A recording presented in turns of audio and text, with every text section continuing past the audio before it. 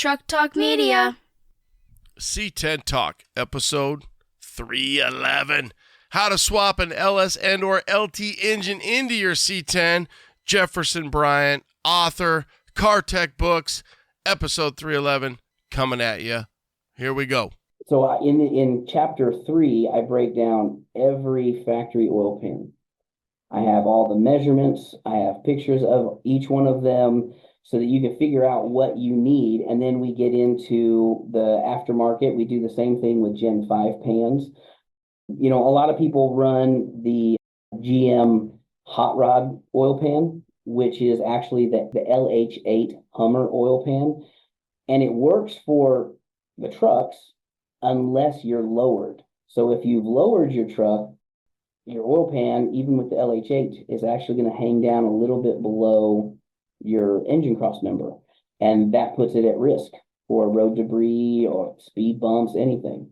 Damn, son. Hey guys, let me tell you about LMC Truck. Keeping generations on the road. Think about that. It's pretty deep. So whether your truck was handed down or something you went out and bought, odds are you were handed a bunch of paperwork, maybe a folder. In that folder was probably the catalog. You know the one, the most up-to-date and detailed catalog available today. It's like an encyclopedia for our trucks. Their website is just as detailed and informative. lmctruck.com. lmctruck.com. So whether you're restoring old memories or creating new ones, LMC Truck is here to help. They're more than just a parts company.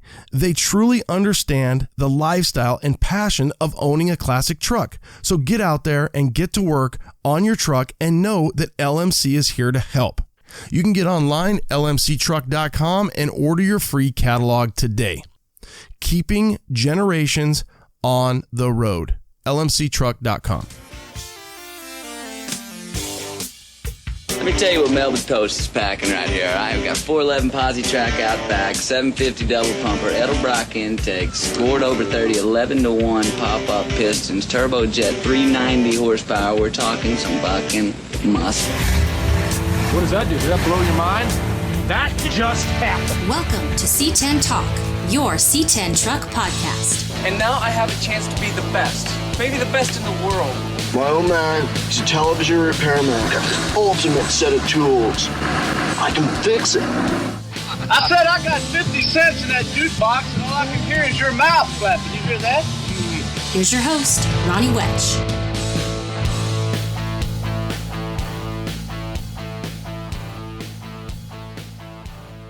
What up, C10 Nation? 311, Jefferson Bryant, Car Tech. How to swap that LS and or LT motor into your classic. Great episode. Kind of long, so I want to talk to you about a few things, but we're going to bump it until next week. I've got some Marquee stuff to talk about because they're out of business, and it sucks. And some of the different things I've found out, and a few other things. So tune in next week. I've already got the pod recorded for 312, which is going to be Zach from The Old Truck Guy. And he's in Norman, Oklahoma. You can give him a follow. Jefferson Bryant on 311, How to Swap That LS and LT Motor into Your C10. Great book. And he's offering you a discount code. Tune in, listen, enjoy the pod. It's kind of long. I went kind of through chapter by chapter, but yeah, you could save some money. You know what? Screw it. C10 Talk. Go to Car Tech Books and use C10 Talk. It's easy. C10TALK, and you could save like 20% on any and all books that they have. No brainer. C10 Talk. Easy money. Save the money. They got a lot of resources, a lot of books. If you're building, restoring, we want you to have the success, and so does Jefferson. We appreciate his time. 311, coming at you. Stay out of trouble. Do what you do. All right, C10 Nation, coming at you. We've got hot and heavy. We've got a new book with Jefferson Bryant. Jefferson, welcome to the podcast. Appreciate you taking time. LS and LT engines into Chevy and GMC trucks. Obviously, that's our specialty. The C10s, the C20s, the K10s, the CK 1500, NBS, OBS, all those trucks, that platform. One of the most common thing guys are looking to do is LS and or LT. Swap those trucks. We know the 350 is like probably, if not one of the closest to the best motors ever built. Now we've got GM's giving us the LTLS motors. So much going on there. Welcome to the podcast, my brother. I appreciate it. Thank you. Thank you for having me. Glad to be here. All right, Jefferson, you're out in Stillwater, Oklahoma. Yep. We know horsepower is a big thing there. We've all watched different TV shows where everybody's pinks and racing. And, obviously it's a big background for you. How did you get into writing books, and what's your passion when we think about your background in automotive? Yeah, so I started writing back when I was a product designer for Rockford Fosgate. So I started out in car audio 30 years ago. Okay, time out on that, because Rockford's right here in River City, Tempe, Arizona. I went to high school with one of the owner's daughters. So did you come to Arizona a lot, or how did that work out? A couple of times. So back when Rockford had RTTI, their Technical Training Institute, Jason Degos kind of ran that.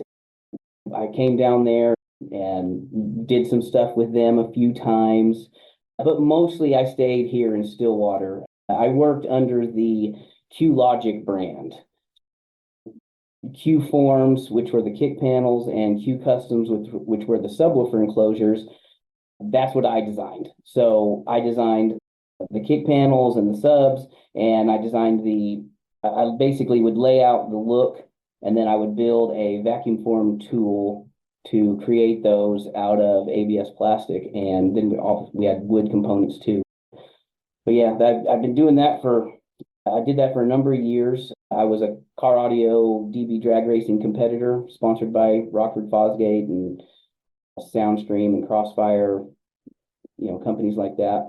But when I was working for Rockford, the previous year before I got hired, I was named one of the top 100 installers in the country by Mobile Electronics magazine.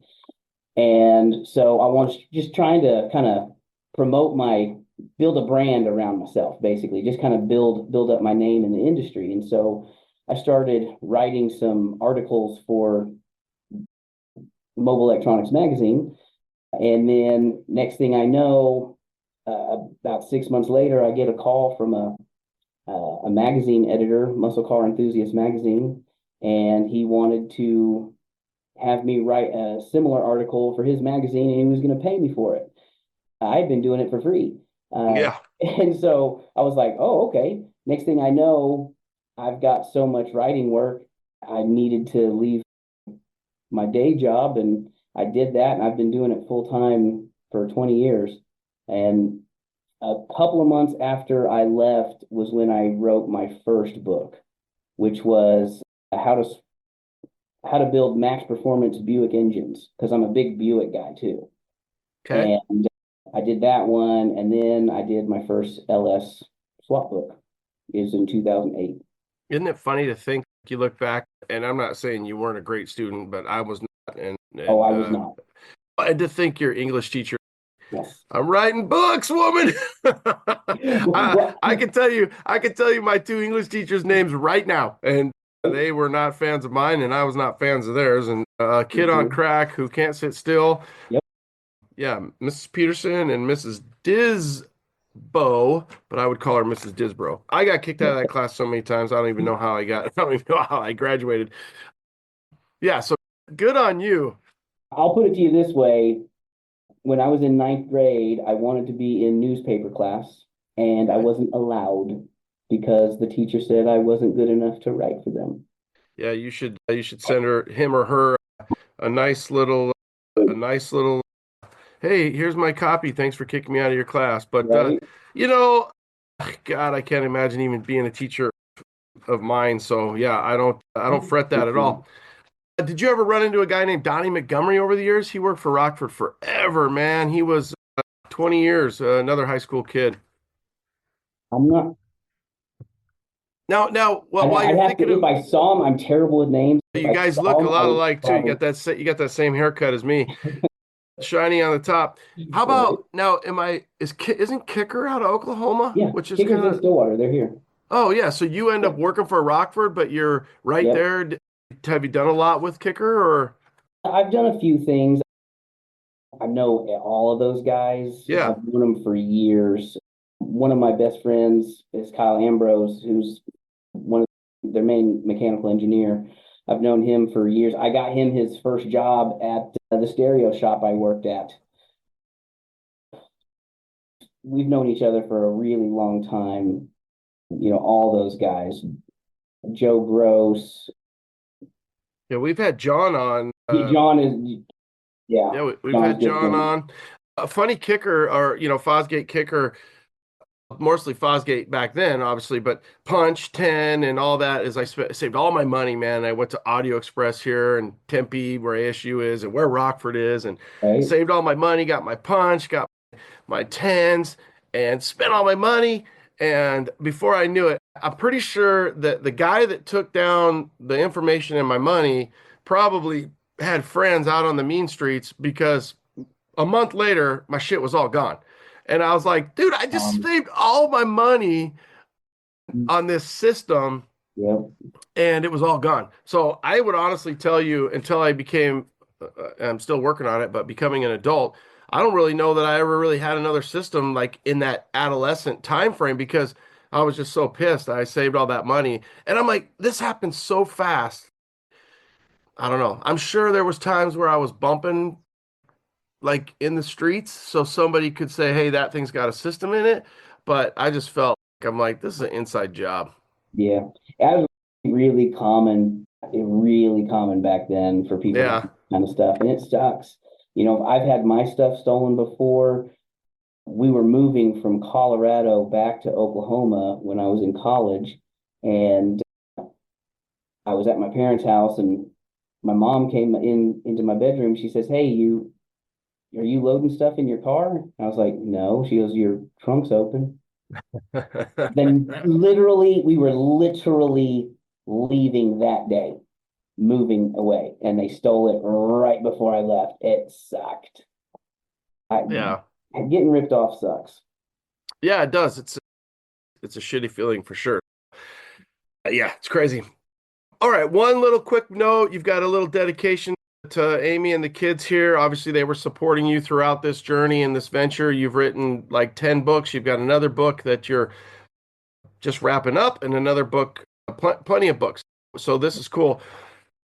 One of your books is just a generic LS swap book. Now you really dove down. You're a C10 guy. We've got a C10 in the background here. You're 65. How did this come about? Was it just a natural evolution to say, hey, I've already written a book on LS swaps. We know it's probably one of the most popular upgrades out there. It's affordable. It was more affordable. Hey, I'm a C10 guy. I'm going to write this book. And then you took probably some of the stuff you had and then even made it better. Yeah, absolutely. So growing up, my parents had bought a brand new 87 Suburban. And I grew up in this thing. So they bought it in like 86. And it's got over 1 million miles on the chassis. Wow. I cut my teeth wrenching on cars on that Suburban, and I still have it. We're actually getting ready to do an LT swap in it. We're going to do a big live stream on it. But I cut my teeth on C10s. I mean, once those Suburbans hit a certain age, everything started failing, alternators, fuel pumps, brakes, all that stuff. I've done it 1 million times. My dad and I got to a point where I was in high school and we'd have to do a brake job and he'd say, hey, let's go do brakes. And we'd start racing, so got it down to where I could do, one side in about 7 or 8 minutes, because we were doing them constantly. You drop one of those fuel tanks, 40-gallon fuel tank out of the back of a Suburban on the side of a mountain road, you learn how to do it really quick. And so that thing, I mean, we've put 3 engines in it, 2 transmissions, and I'm sorry, 4 engines, 2 transmissions, and 3 rear ends.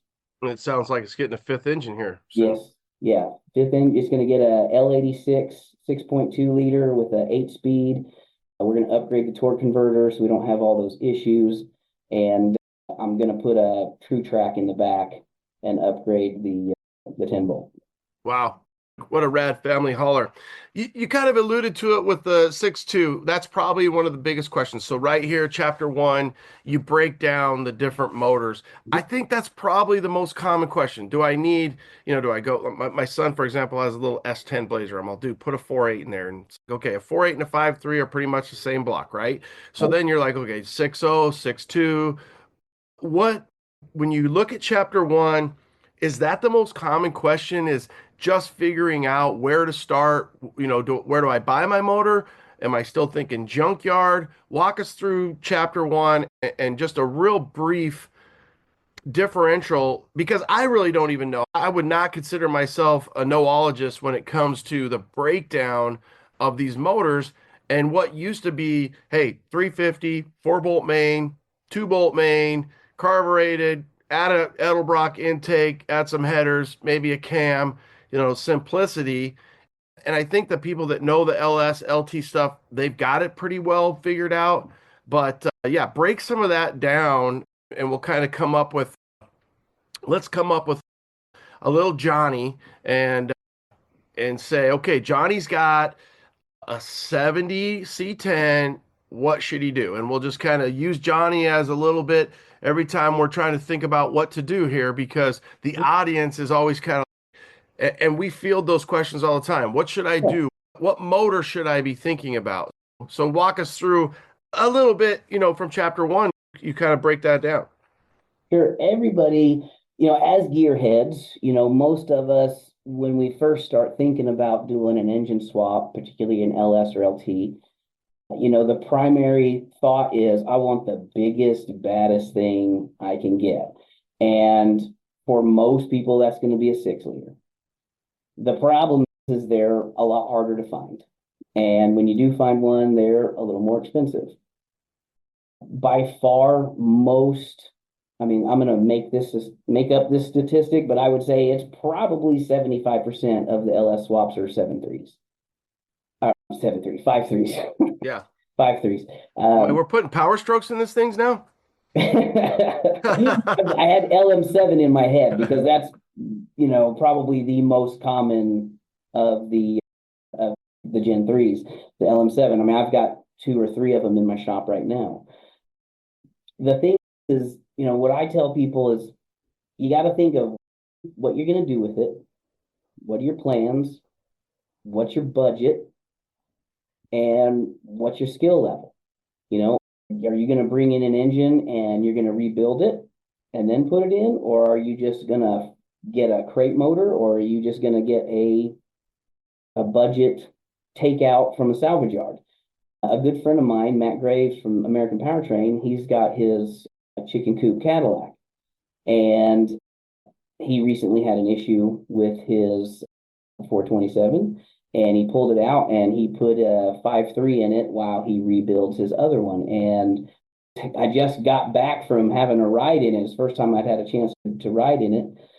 And it's amazing. It's got a 5.3 in it and it's perfect. 427, little too much. It's a little too much power. For a street car, it just depends on what you're doing with it. A 5.3, you're 325, horse, 300 to 325 stock. You add a couple of little, go fast goodies, not even getting into cam, a nice intake and some headers and a little bit of a tune, you're 350 plus easy, well over what your typical C10 had. They were 250 horse, 270. If that, dude. If that. Exactly. I'm being generous. That's where I crack up. I think it's 175, and I crack up because everybody's, I need more, which we all want more. That's America, right? We want more.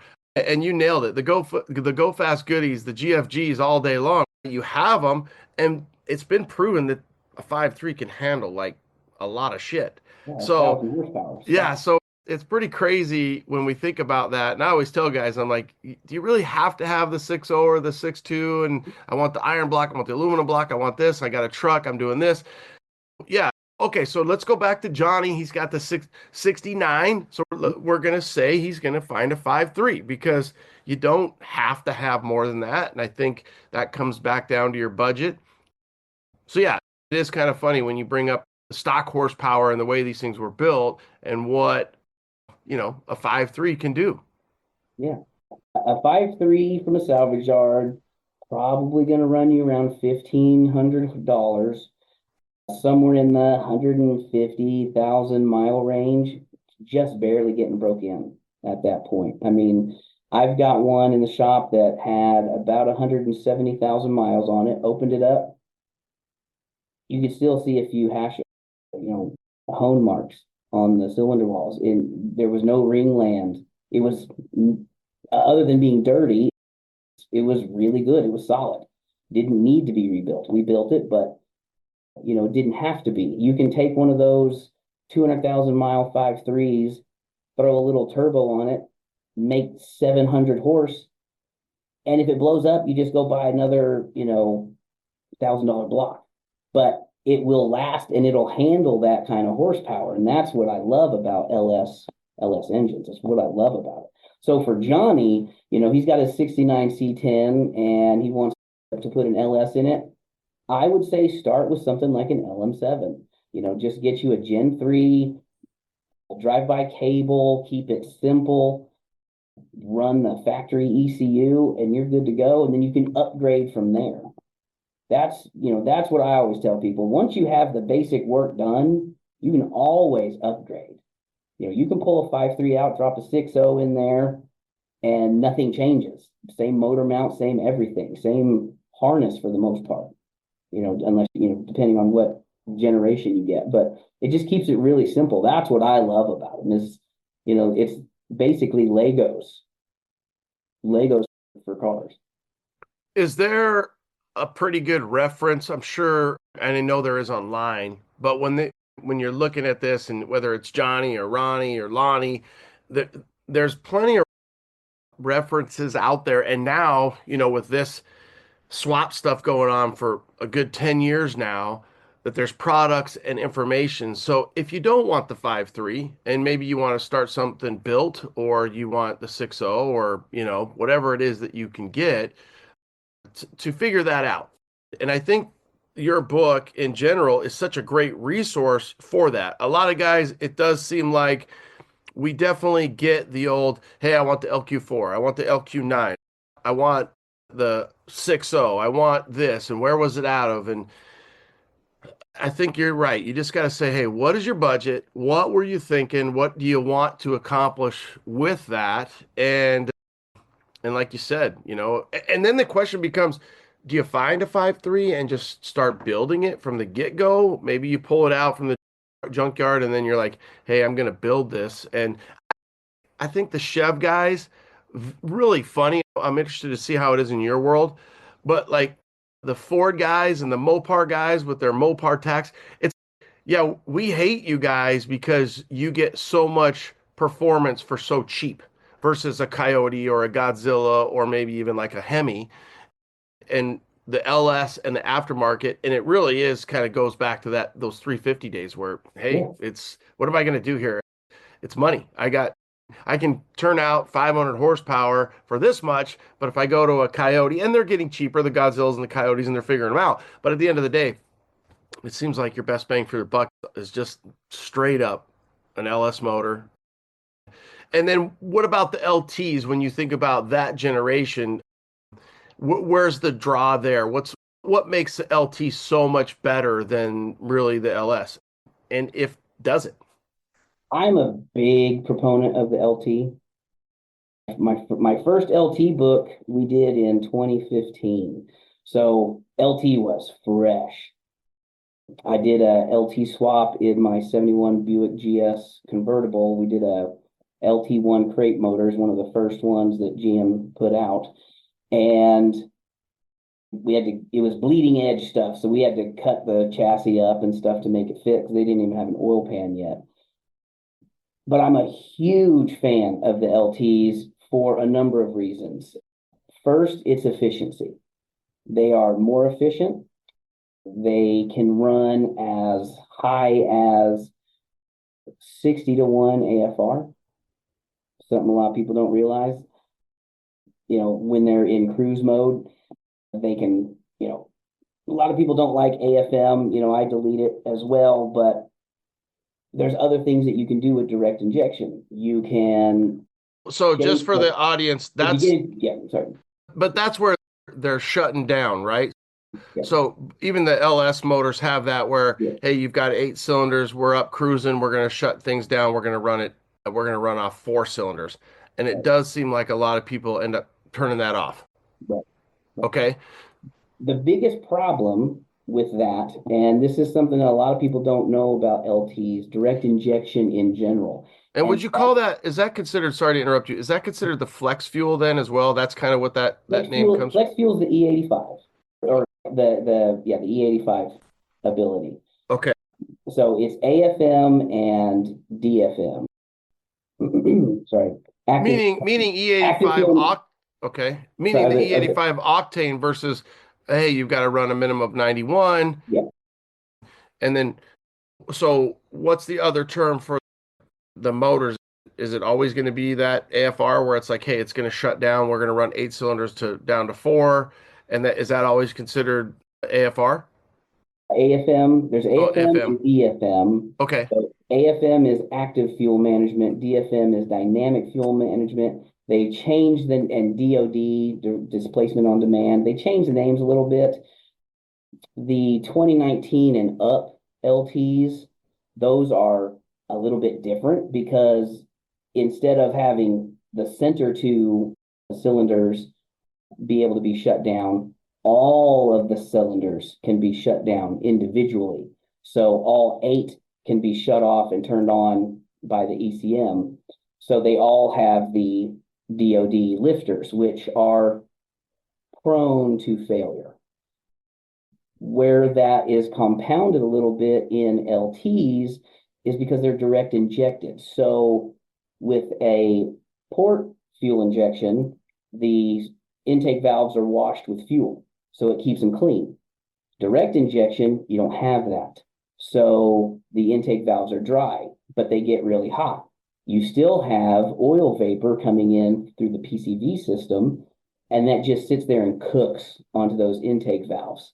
And after 10, 15,000 miles, you can have 1/8 of an inch of carbon on your intake valves. And it gets rock hard. They start to stick. And that creates all kinds of extra strain on the valve train, which causes lifters to fail. And that's the thing that scares a lot of people about Gen 5s. It's really easy to solve it though. It's just every other oil change, you run a can of intake valve cleaner through the intake. It's done. It's easy. If you haven't done that and you've got 50,000 miles on your motor, it will wake it up. And that's how I learned about it, because I had a 2015 Denali, a Sierra 1500 crew cab, and I just bought it, and I was doing a story for Napa on intake valve cleaners, and I ran it through, and all of a sudden it was a whole new truck. It had a 6.2. It had plenty of power before, but I ran that through it, and it just completely came alive. And I was blown away how much difference it makes. And it's something I've been screaming from the rooftops ever since. It's really important. It's a real simple task, but if you don't do it, you run a risk of having problems with it's going to happen if you don't do it. What about like a fuel additive as well? And then even as far as saying, this is going to be a good one here, adding a quart of transmission fluid to your fuel. Hey guys, are you thinking about swapping out your old motor for a more reliable LS-LT based power plant? Behind each PSI harness, you get over 10 years of experience in the business, online tech support, phone support, and harnesses made in the U.S. That's psiconversion.com. What's up, guys? Who doesn't like to bundle and save? The team at UP Car Parts knows this, and they put together 7 different bundles for you to choose from to save up to 20% off of your lighting. From headlights to taillights to marker lights, UP Car Parts got you covered. upcarparts.com. Save up to 20% today. You've heard me talk about my gauges, Dakota Digital. I love them. Dakota Digital has the best gauges for our trucks. These kits are complete with sensors for any engine. They look just like the stock clusters, but have all the technology you'd expect from Dakota Digital. It's like a modern truck, but even better in a classic. Dakota Digital is absolutely the best in aftermarket gauges, so check them out at dakotadigital.com. dakotadigital.com. That's something I've been screaming from the rooftops ever since. It's really important. It's a real simple task, but if you don't do it, you run a risk of having problems with you. It's going to happen if you don't do it. What about like a fuel additive as well? And then even as far as saying, this is going to be a good one here, adding a quart of transmission fluid to your fuel. The issue is that it will never see the intake valve because it goes directly into the combustion chamber. So the intake valves never get any fuel or anything. So that's where the difference comes in. And you have to do that intake valve clean. Every other oil change is sufficient and keeps it clean, and they'll last way longer. I've got a friend who has 200,000 miles on his 2017 L83. I guess that'd be L84. But yeah, that's the way I would do that. That's what I suggest to everybody on the LTs. That's the one issue that most people have. The other issue is fuel. And that's because the direct injected motors use a PWM fuel system. And I highly recommend using the PWM system. It eliminates strain on the high pressure fuel pump, the mechanical fuel pump. You can run one of these engines on 58 PSI. It'll run, but it won't be optimum. And under heavy load and wide open throttle, it's going to be your high pressure fuel pump is going to be cavitating because it can't fill its chamber every single rotation because the pressure is not high enough to push the fuel in. But at 72 PSI, it completely fills. You don't get the cavitation, and it runs exactly how it's supposed to. But in terms of why would you go with the Gen 5? Efficiency and way more power potential. I was talking with Brian Tooley at SEMA, and we were talking about this specifically, and he said, when I did back-to-back testing with port injection and direct injection on the same engine, same cam, same setup. And he said, I thought you might lose 10 horsepower off of port injection versus direct. He goes, maybe port would maybe have a little more. He goes, but I found every single time I did it, we lost about 50 horsepower when we went to port injection and not running direct injection. Only difference, same pressures, same size injectors, all that stuff. It was all dialed in. About 50 horsepower just because they're not using direct injection. That's what I love about it, because you can do so much more. So let's do this. Johnny is good, and we've decided he's getting a used 5.3 crate motor or junkyard motor, marketplace, whatever, 150,000, matched with the 4L60, got the GM computer. So we're going to do good, better, best. What's better? LS3, and then what's best? And then we'll move on to chapter 2. Okay. I would say good would be LM7 5.3.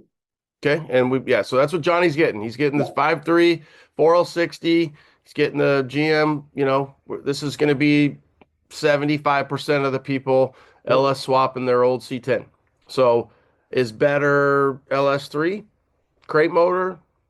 No crate. LS3 is definitely going to be better. You're just going to change a few things. Drive by wire, most likely. Crate motor. The world is completely open when you go to that. If you start buying a crate motor, you can get massive, 1,000 horsepower crate motor, no problem, and drop it right in, easy, ready to go. That would probably be, best, depending on it. It really just depends on what the plan is to use it. If it's a street truck, I would say good is LM7. Better would be LQ4, LQ9. Okay, so 6.2. Yep. And then so I did an iron block LS2. It was an LQ4 block with LS2 heads. It was great, loved it. So I'd say that would be in the better category. And then best, I guess if you want to say best, I'd say getting up into the LS9. Getting into a factory supercharged application, LS9, I'd put that on the top for LS. Okay. And then LT, what are you thinking? LT is a little different. I would do it. That one's tricky because there's a few different options. L83 is probably your most common LT. That's the 2014 to 2016 truck motor. Then you get into the L86. They're basically the same in terms of the swap. I like the L86 because you get a lot more horsepower, 429 horsepower out of the box. LT1, L86, basically exact same engine. A slightly different cam profile and a little bit different tune. You can get LT1 performance with L86, just a little bit of a tune. But what a lot of people are looking at right now is the L8T. That's the 6.6 liter. And it is a really solid engine. And it's a really great platform if you want to make stupid horsepower. So that would probably be best. That would be best. I mean, honestly, I wouldn't even, if I was doing an LT swap in a truck and I wanted high horsepower, I would stay away from the factory supercharged engines, to be completely honest. I would go with an L8T and a turbo because you can make 2,000 horsepower really easily with those motors. And they don't have DOD. So there's two LTs that don't have it at all. That's the LT5. And is DOD displacement on demand? Yeah. Okay, yeah. Not Department of Defense. Right. AFM, EFM, DOD, essentially the same thing. But the L8T does not have any displacement on demand, active fuel management.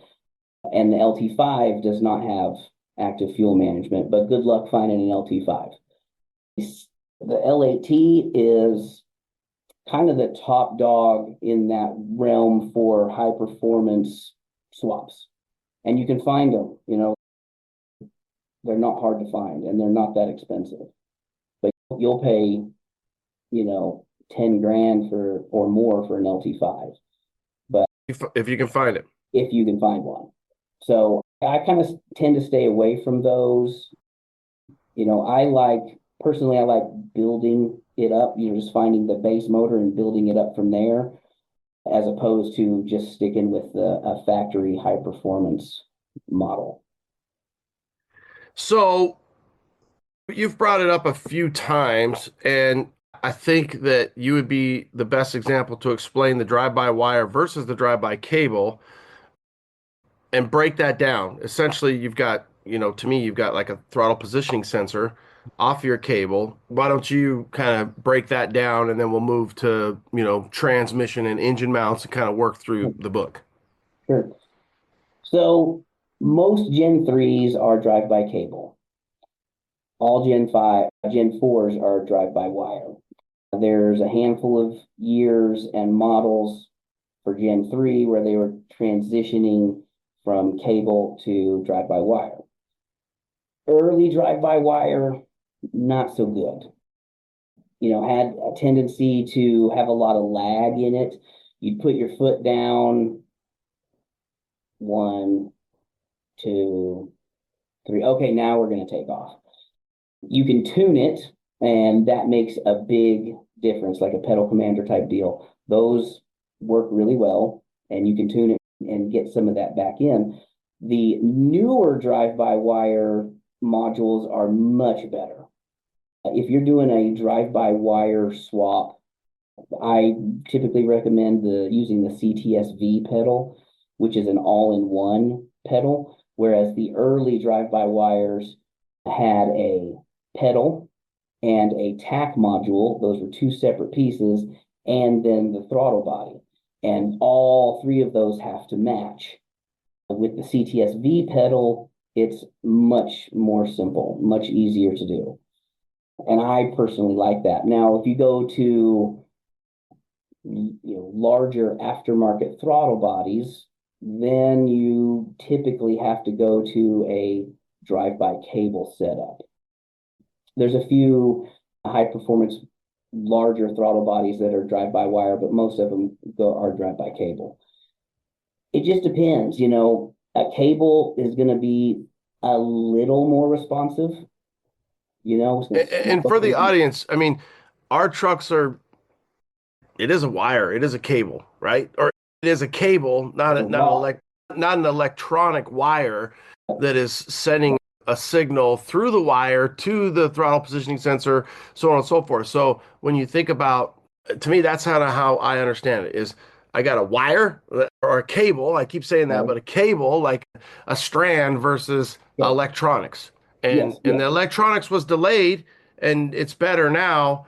And some people want drive-by cable, some people want drive-by wire. It does seem like drive-by wire is more better now, obviously. Like I would do drive-by wire on almost any swap over drive-by cable. And there's a couple of reasons for that, particularly on C10s. Everything prior to square bodies, it wasn't actually even a cable. It was a rod linkage. It is a hard rod with a Heim joint, or it wasn't even a Heim joint. It was just a little. Yeah, the pivoting. Yeah, and they can hang up with a cotter pin. Yeah, they can hang up, and it gets in the way. It gets in the way of aftermarket parts. Your intake has to work with it. So when you swap a LS in there, that rod is not going to work at all. You can make the linkage that's on the firewall work, but it still has to go to a flexible cable at that point. And matter of fact, in the book, I show doing exactly that on a 66 GMC Suburban. We put a 5.3 in it, and I reused the factory throttle linkage, and I've got a Napa replacement cable that's $15-20. It's super easy to show how to hook it up and how to route it to the throttle body, and that works really well. But you can eliminate all of that by going throttle by wire, drive by wire. An electronic throttle body, especially the later ones, work really well. And they're tunable. You can adjust for it too. So if you're the kind of guy that has a heavy foot and it gets you into a lot of trouble and you want to maybe help yourself not get into so much trouble, you can actually dial it down a little bit so that if you give yourself a second to, oh, wait, maybe I don't want to floor it right now. And nobody wants to do that. But I think I like what you said. You're like, for the C10 world, the majority of us are driving these things. We're cruising these things. We're not out on the strip. And if you are that guy, then this pod is this is baseline for you. You're already going to know those guys are, in my profession as a firefighter, the people that know more about their medical condition is the guy that's sitting there or the mom, and it's not going to be us. So it's, hey, if you're at the strip, if you're a racer, then you're gonna already have a lot of this stuff figured out, or you're gonna figure it out real quick because it's gonna get expensive. But for the majority of the C10, K10, looking to upgrade from an old 350, an old 400 small block, maybe a big block, whatever it is, you're gonna get plenty of power, and it's not like you're looking for instantaneously, even though we think that we would want that, but it's not like we have that with normal linkage anyways. For sure. Yeah. All right, Chap. I like a good drive-by wire. It works well when it's tuned right. That's the key. It's when it's tuned. That's the number one problem. I mean, I think the number one problem is figuring out what you want, and the number two problem which is 1.5 in this scenario, is getting everything tuned just right. And I'll never forget my buddy Jason Bowman, Big Ten Garage.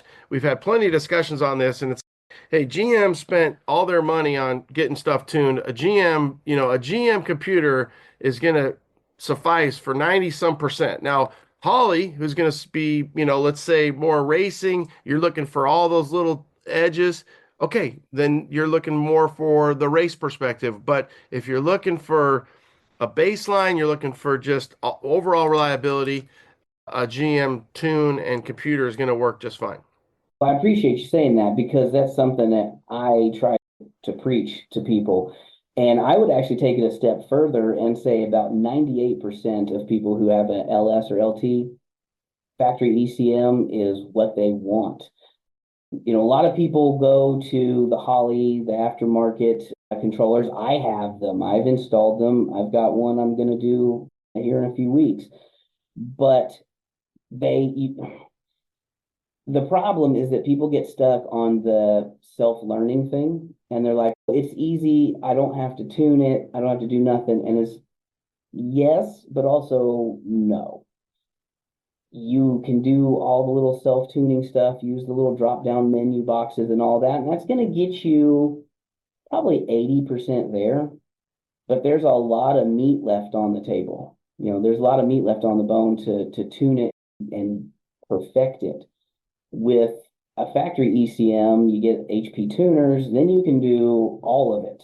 And you can take the time to learn it. You can take online classes with the tuning school and learn how to really tune your engine and transmission and get the maximum out of it, all with factory ECM.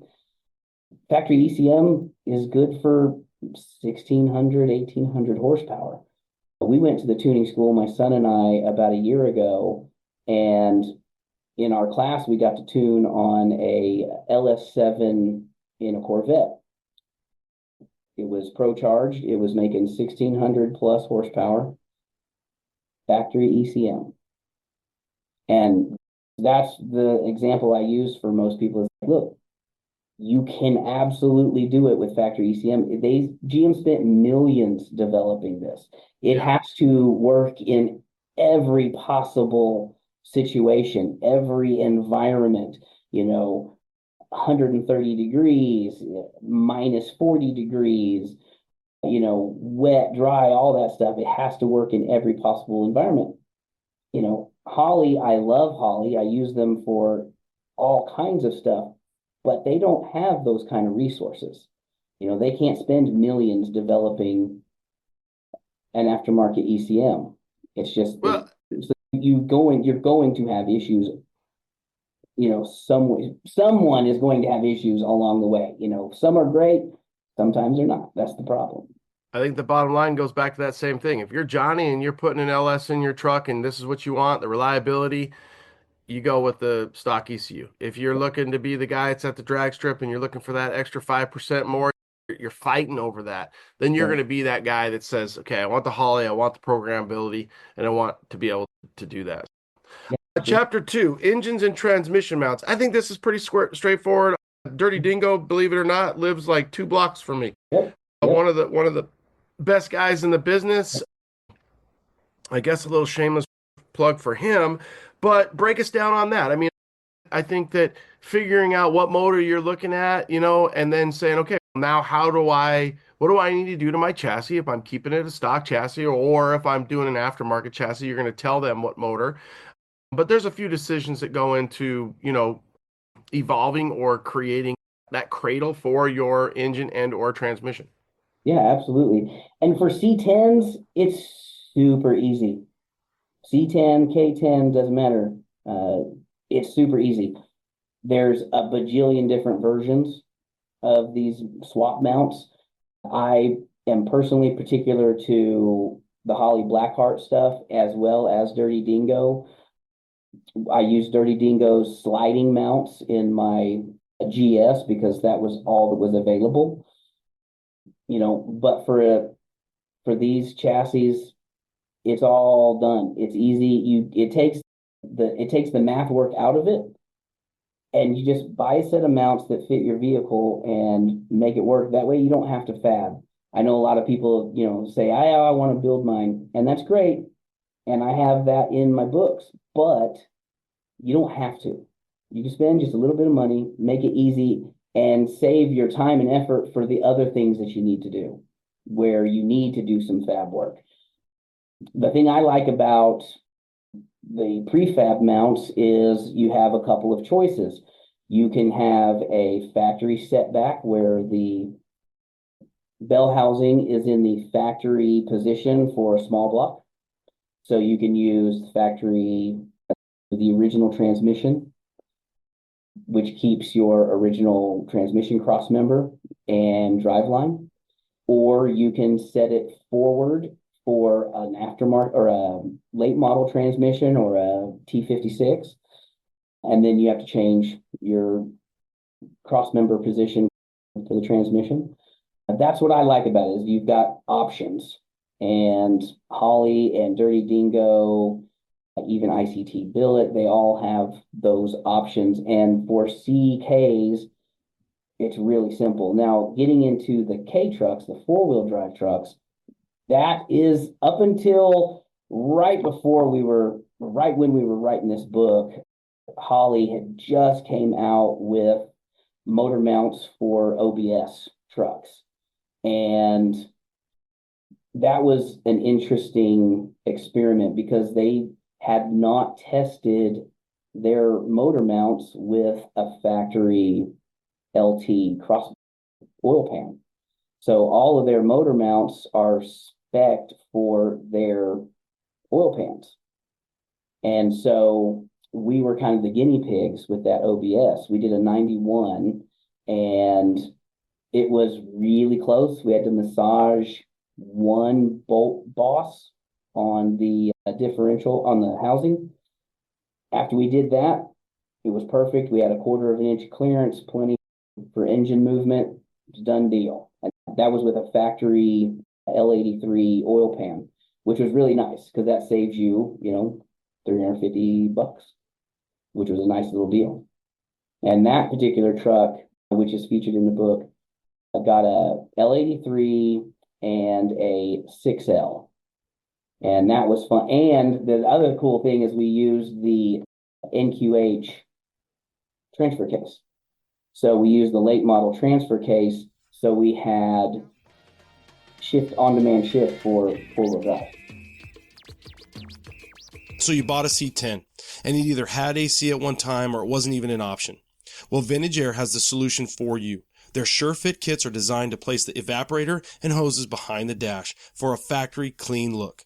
The Vintage Air SureFit kits are the best value and the most completely engineered air conditioning system you can install in your C10. Damn, son, the choice is obvious. VintageAir.com. So you're thinking about converting your truck from a long bed to a short bed. Here's what you need. Brothers Trucks long bed to short bed conversion bracket. Includes laser-etched steel templates with all the holes clearly marked and steel inner C-channel braces. It also includes front-to-rear brake lines, shorter parking brake cables, hardware, and all the detailed instructions telling you what to do.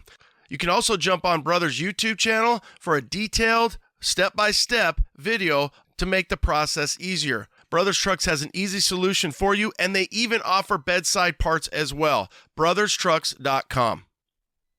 Classic Performance Products, CPP back. Joe, let's talk X10 spindles. Go. One of our most popular parts through the years has been our 2.5-inch drop modular spindles.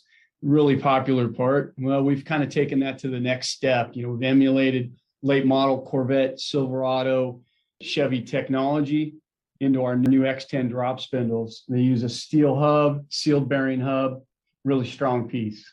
It's oversized bearings. Definitely great for a guy using big brakes, big wheels, which I'm sure all your guys are. You need a new spindle anyways. You're going to lower your truck. You're running a bigger wheel, a bigger brake. CPP's got it for you with their new X10 spindle. Joe, as always, thank you. CPP, classicperform.com. It's classicperform.com. Sniper 2. Are you ready to switch out that old carb for a modern EFI system? Well, Holley has a solution for you. The all-new Sniper 2. This new system was redesigned from the ground up. Available in tumbled polished or black powder coat, and there's 3 available tuning interfaces.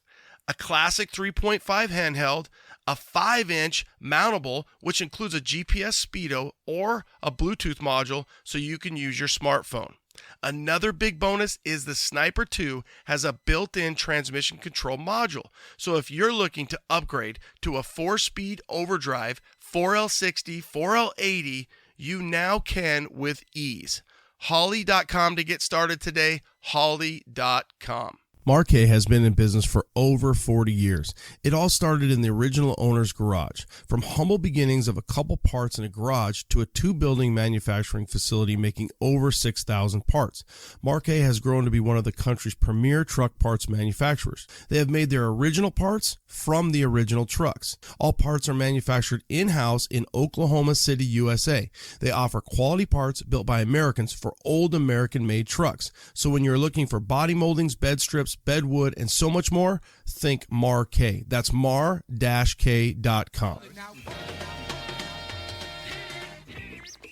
Which was a nice little deal. And that particular truck, which is featured in the book, got a L83 and a 6L. And that was fun. And the other cool thing is we used the NQH transfer case. So we used the late model transfer case. So we had on-demand shift for four-wheel drive. And I think the other problem is for people to understand that essentially you have your cross member, right? And you're dealing with that from the oil pan perspective, having enough oil and then not destroying your oil pan. It does seem like there was a time that I feel like the aftermarket hadn't caught up and a lot of people were using Camaro oil pans, if that's still the case, but the aftermarket has now pretty much caught up. They know that you're going to be having that issue. They've got products for you. Again, you've got so many different options out there, from Dirty Dingo, LS, LT, BRP muscle rods. You've got, there's a lot going on. The options are there, and you detail that pretty well in the book. And even since the book, I don't remember if we even talked about this with the audience yet. It's a bestseller. It's probably one of your better selling books that you've got. Cartech's killing it with it. We're going to have a discount code for the audience. And the other thing is there is going to be problems that you're going to run into, but I wouldn't even consider them problems anymore. I would consider them maybe just an obstacle that you are going to have to look through and figure out, but those figuring outs have been done, and you in your book and the rest of the world, from forums to social media, there's a lot of answers out there. And really, sometimes what a great problem to have. We have too many answers. So that's why having a book like this helps with that, because there's so many answers that you're like, do you want to try to spend all your time going through all the answers and all the different opinions, or do you want to kind of know what works and what's proven? And that's what, Jefferson's got going with this book.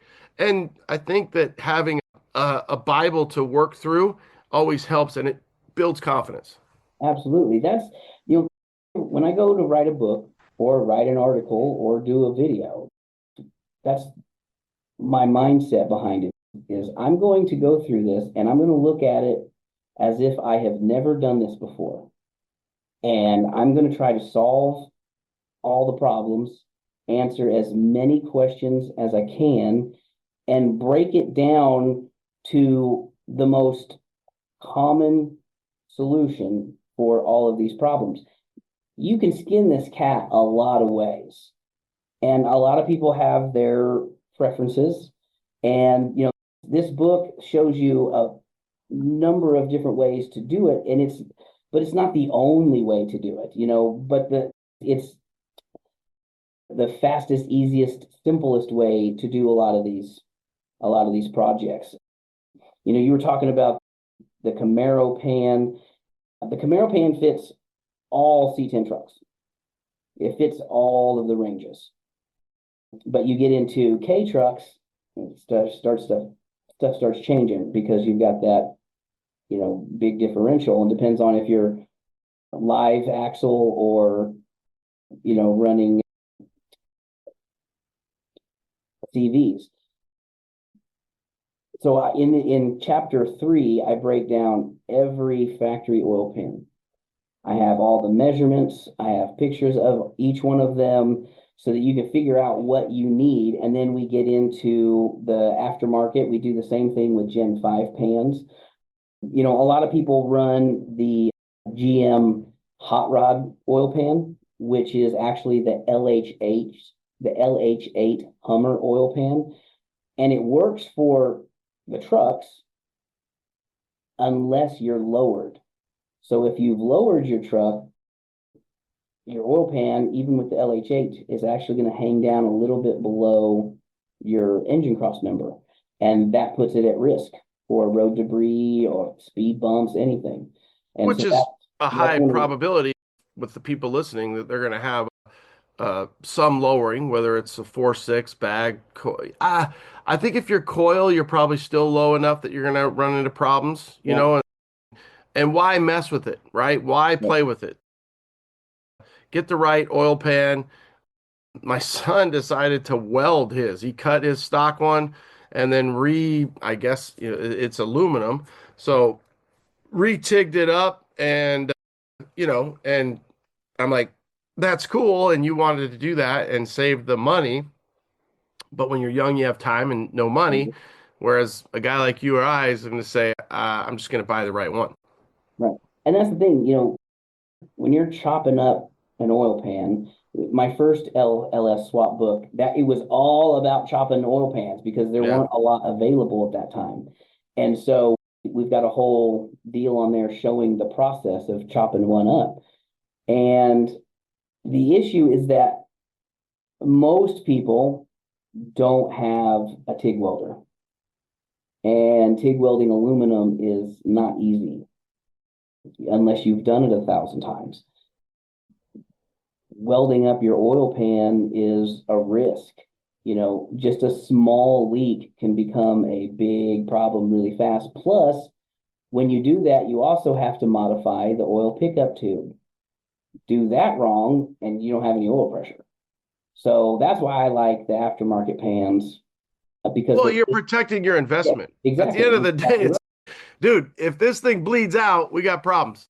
So when you think about the money, it's just one of those things to protect yourself. And another thing, obviously, because Dirty Dingo is so close, he has the 5.3 with the sliding motor mounts. So for the audience, again, know what you're putting it into. Is it a K? Is it a C? Is it a CK? What are you putting your motor into? You guys break it down. And I do think that chapter 3, the oil pan, is one of those. This is going to be such a positive reinforcement on, because that's I think sometimes people don't realize, hey, this is a big deal. It's a small deal, but it's a big deal if it becomes a problem. Yeah, it's one part. It's one part of this entire swap, but we spend an entire chapter on that one part because it is so important. If you put a stock truck 5.3 oil pan in your C10, it will fit, but it's going to hang 3 or 4 inches below the cross member. The truck that's behind me, this 65 here, okay, this thing is slammed for this truck. It's 6-inch drop in the back, 8-inch drop in the front. It still looks like it's, four-wheel drive, but the cross member is about 2.5, 3 inches off the ground. So if I put an LS in there with a stock oil pan, that oil pan is an inch off the ground. That's just not going to work. It's really important to put a little bit of forethought into all of these things because they can become a big problem later on. Another just kind of thing that we've seen in the fuel management, and we're going to get into that, of these, LS swaps, is in a lower truck. Now, granted, I'm in Arizona. It does get hot in Stillwater, Oklahoma. But when you're that low to the ground, that asphalt in the summer, it's hot. You're going to increase your oil temp. What we've seen is a lot of fuel management problems because the fuel tank is so low to the ground, and we've almost come up with this quasi solution that every time we stop, you have to fill up to put more fuel in there so that your fuel is not boiling and creating fuel pressure problems, because these guys are just getting stalled out on the side of the road because their fuel is boiling as they are just 1 inch off the ground. And it's something that becomes a heat problem. Yeah. And there's a couple of things that I talk about in the book about that. And when we get to fuel, we'll definitely talk about that because there's a couple of solutions. That's another reason why I like Gen 5s is because with running the PWM system, because it's a returnless fuel system. So you're not pumping hot fuel back into the fuel tank. And that makes a big difference. When you talk about the pickup tube, what was the best solution on that? If you're modifying a tank, you have to pan. Yeah, I'm sorry. Yeah, pan. Yeah. If you're modifying your oil pan, you have to mock it all up on the motor and then cut and adjust the pickup tube so that it's the right height off the floor. I don't have those specs in front of me. I'm going to look through here real quick. I don't believe we talked about modding an oil pan in this. You just have always use the new O-ring on the oil pickup tube and make sure that it's lubed up. You didn't really, that's kind of why I was wondering, you didn't really get into, and by now there's probably a few different options, and obviously there's even part numbers to say, hey, buy this. And again, know what oil pan you're running and know what pickup tube's going to go with it. Yeah, the pickup tube is specific to the oil pan. Yeah. And so if you are modifying like an F-body oil pan and you're, notching out the sump, you have to modify the pickup tube. You can't just buy a pickup tube for a modified pan. You have to modify the one you have. Yeah. And that's one of the reasons why I didn't put that in this book, because it's not something that's real commonly done right now because there's so many oil pans available and they're not that expensive, $350, something around there. In reality, for what it is, it's worth spending that money knowing that it's going to work. Everything's going to fit. It's going to flow correctly. You're not going to have leaks, and you're going to have the right oil pressure that you need. You're not going to have to worry about, sucking your sump dry. You're not going to run out of oil capacity because that is absolutely an issue. You make that sump too small, and you could end up having, not enough. If you could modify that and make it too small, you could end up having not enough oil pressure because you're sucking your sump dry. Hey, there's a lot of ways to save money. Oil pan and oil pickup are not one of them. So don't screw around with that. Okay, so chapter 4, accessory drives and cooling systems. This is an easy one, but there's more options now than ever. Yeah. I have the Holley front drive mid mount, so I love that. It cleans everything up. Mid mount is awesome. It is. So for the audience, you're getting rid of all the fluff. You're putting everything to the front of the motor, whether you've got a small block, a big block, an LS, LS has come that way. You can keep your stock system. You can go aftermarket. It used to be like 3 companies. Now everybody and their mother makes, I mean, even Vintage Air has a pretty nice setup. So it is funny to think of the different options. To me, that's kind of an easy one. I know you're going to get into the pulleys and the different issues there, but for the most part, I feel like a lot of this is pretty common knowledge now. It is, but where a lot of people who are doing LS swaps, particularly in trucks, they're focused on budget. If you've got, $1 million to spend on your car, then the world's your oyster. You can do whatever you want. You can throw billet everything on it. You can do 1 million horsepower, etc. But if you're looking to swap your grandpa's 73 square body and you just want to grab a $1,500 crate motor off of, Marketplace, then what accessory drive will fit? And it changes. The Vortec drive fits in a lot of the platforms, but not all of them. 67 and up, it doesn't work very well. His publisher's calling him right now. Something like that. Where's that book? I thought you guys were working on that new book, damn it. So I'm looking here. So at the Vortec truck drive, this is for LSs. So the Vortec truck drive, pretty much the same for all LSs. Minor differences, but it's pretty much the same. If you're going to run AC, the Vortec truck drive doesn't work very well with the factory location. So you can use a relocation kit like from Dirty Dingo or ICT Billet to move that AC compressor up because it's too low on the motor and it'll hit the cross member. Let's see. I'm looking at some of these details. The F body drive, which is the Camaro Firebird, that works in all CKs. Fits pretty much perfectly. Corvette drives, they work.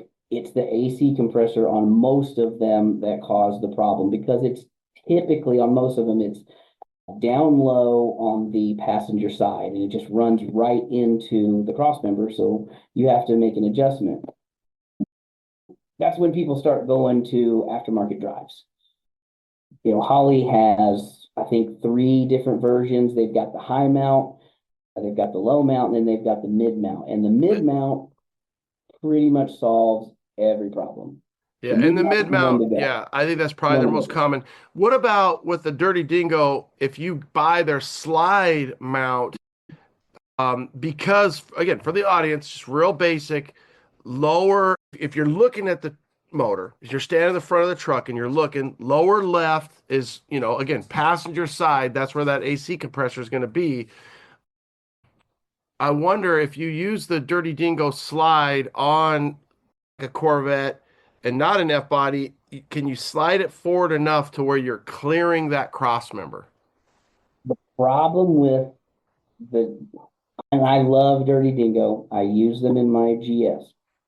However, the issue that I ran into, now this is LT, but this is the issue that I ran into with the sliding mounts and the AC compressor, which is in the same place.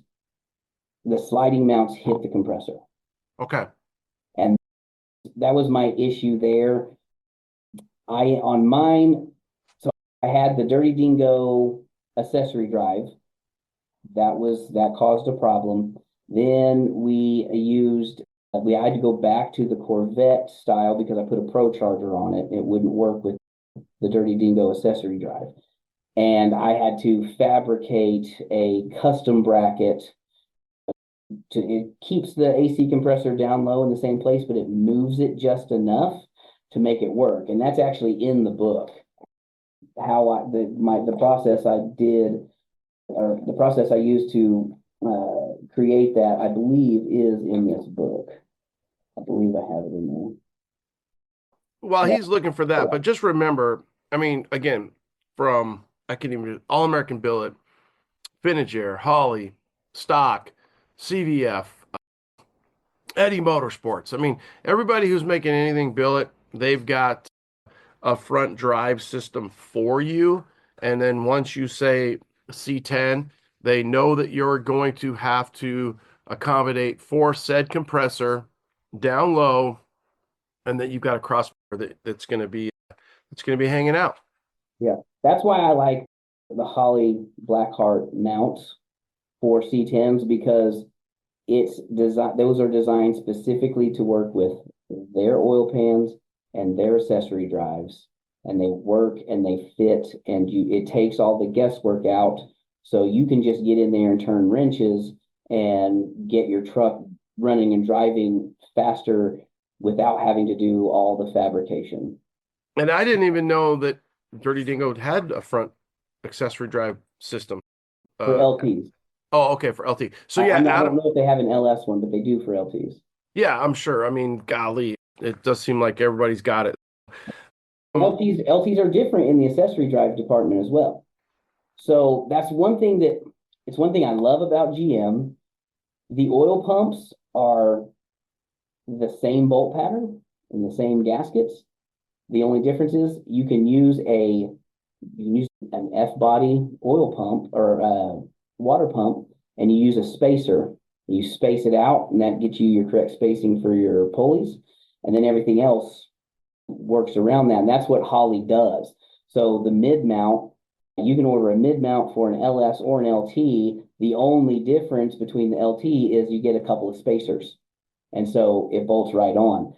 But the main issue with LTs is that they don't have power steering pumps, because all of the LT trucks have electric power steering, and so you don't have it. So you have to add it if you have power steering.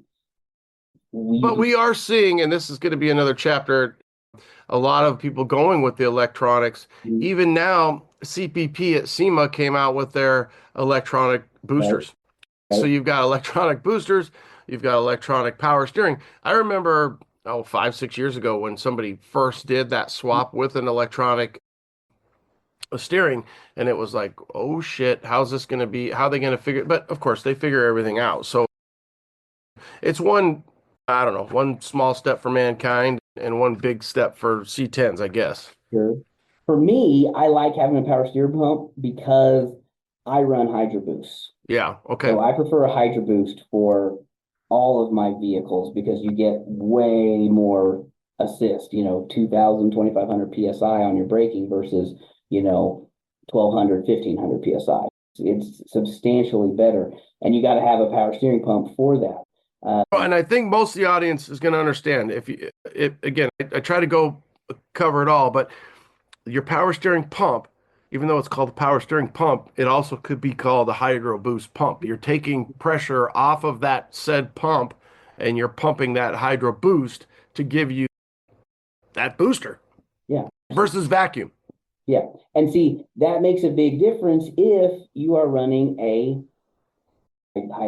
hydration can and you're running low on vacuum. Now, the early LTs, they had a vacuum pump, and the vacuum pumps were prone to failure, and they would send a lot of metal shavings through the motor and blow your motor up, and they would seize and cause all kinds of problems. I have never used one of those vacuum pumps on any swap and still run vacuum brakes with no issues. So that's one thing that people need to understand is you don't have to try to fit that vacuum pump because it will not fit the chassis. It will not fit any CK chassis at all because it's right there at the bottom of the front driver's side of the motor. In fact, it will actually hit your gearbox as well, your steering gear. So that vacuum pump goes away, but that also gives you a little bit of room to mount a nice small Type 2 power steering pump with a remote reservoir works perfectly. ICT billet, Dirty Dingo, Holly, all of them have brackets to add power steering and or relocate your AC compressor as well. One thing I want to mention that we haven't really talked about, we're in chapter 4, is that you do a really good job, and I want the audience to know this, is that throughout the generations of Chevy trucks, C10s, when you think about, again, the different families, you do a great job of individually breaking them down. This book isn't written to just say generic C10s, because you as a C10 owner understand, hey, a 60 to 62, you've got a different chassis. 63 pretty much all the way up to 72 has got the same chassis.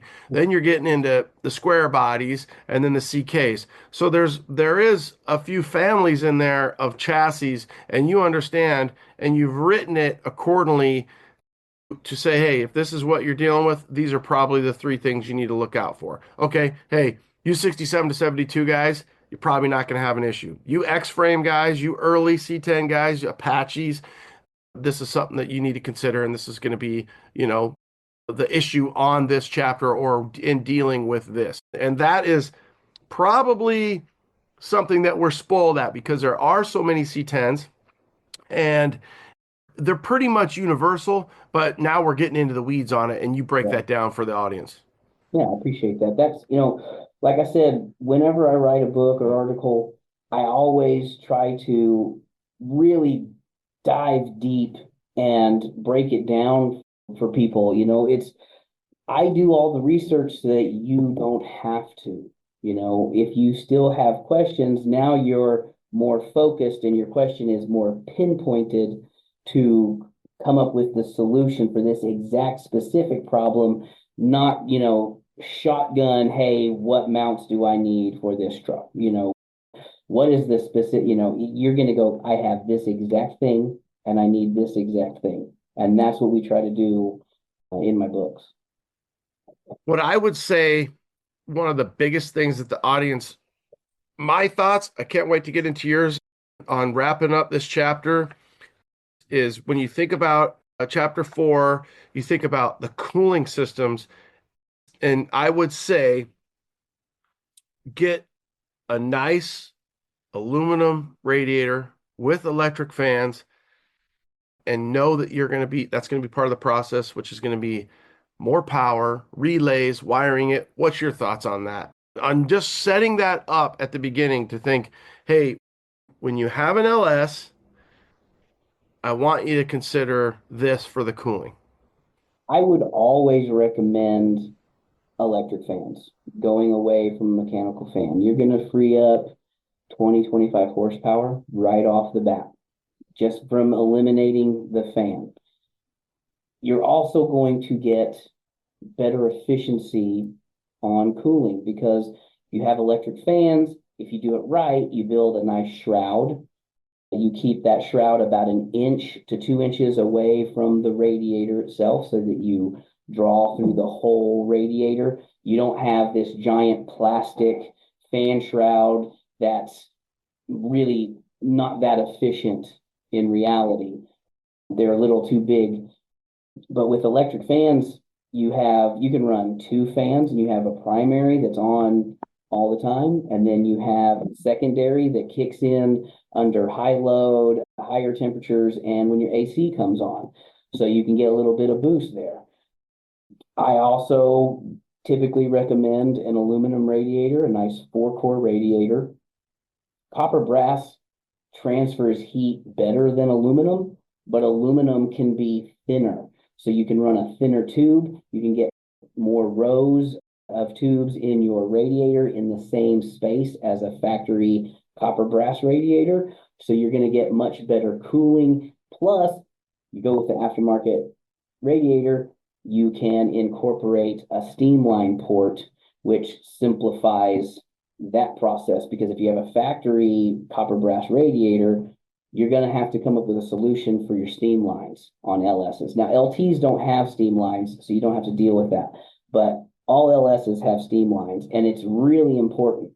Those steam lines are really critical to ensuring that your engine runs cool and that you don't have air pockets in the back of your heads. That's the biggest problem. Most of the truck motors block off the rear steam lines. I like to run those steam lines. So I take those block off plates. You can use factory pieces, or you can use the Earls kits, which are really cool. They have nice hardline kits that go underneath the intake. It's a nice little spider web and gives you one little port. You put that right into your radiator. Steam lines are done. It's perfect. Yeah, and it's cool because in the book, it's a little cliff note section. You do that where you kind of really say, hey, here's steam lines. Let's really get into the weeds on that. And you've got a little section for everybody. I would sure think transmissions is pretty self-explanatory, but let's jump in there. The big thing nowadays that probably wasn't as prevalent as when you wrote this book is really the problems with the transmissions now. When you think about the 8 and the 10 speeds, whereas a good 4L60, 4L80, now we're getting into the newer transmissions. And since you wrote the book, what else have you learned because of everything that's going on? You know, even to the point now, I was talking to a buddy yesterday about just doing a PM on his 2016 truck, not C10s. And, you know, it's, hey, GM has come up with a solution. They want you to run this fluid. They want you to do this to have a preventable maintenance and do that at your 50,000. So there are some updates when it comes to what used to be very reliable GM transmissions. And I'm not saying they're still not reliable. When I talk about 4L80s and older, the new transmissions, there just seems to be a lot of problems. Yeah, there are a lot of problems. I wrote this book across 2021 to 2023. All of those 8L problems existed. I had a 2015 Sierra Crew Cab Denali, and I had the 8L90 in it. And the reason I don't still have that truck is because of that 8-speed. I loved that truck. I hate that I had to get rid of it, but it got to a point where it had me in the dealership for service 8 times in about 4 months. And it took them, after I traded in, it took them 6 months to fix it. And their fix ended up being replacing the transmission. The problem is the torque converter. So the torque converter, the clutch material that they use is not very good. It sloughs off a lot of material, which starts clogging up the pump and starts clogging up the passages inside the transmission. The first fix that GM came up with was a double flush. So basically what they do is they'd hook your truck up to a flushing machine, and they would flush the transmission with fresh fluid, and then they would do it again. So they did it back to push all that out. And my transmission guy, he recommends doing that every 35,000 to 45,000 miles. He recommends that for 6 speeds and up. 6 speeds have the same problems as the 8 speeds, but not quite as bad. I mean, there's 2 class action lawsuits against GM for those 8 speeds. Pretty much they all fail eventually in that regard. And it's because of, it's not a very good torque converter. You know, Circle D makes a good one. Gear Star or Yanks makes a good one. We're going to be using, I think we're looking at Circle D for the 8 speed that we're putting in my 87 Suburban, because I want to try it.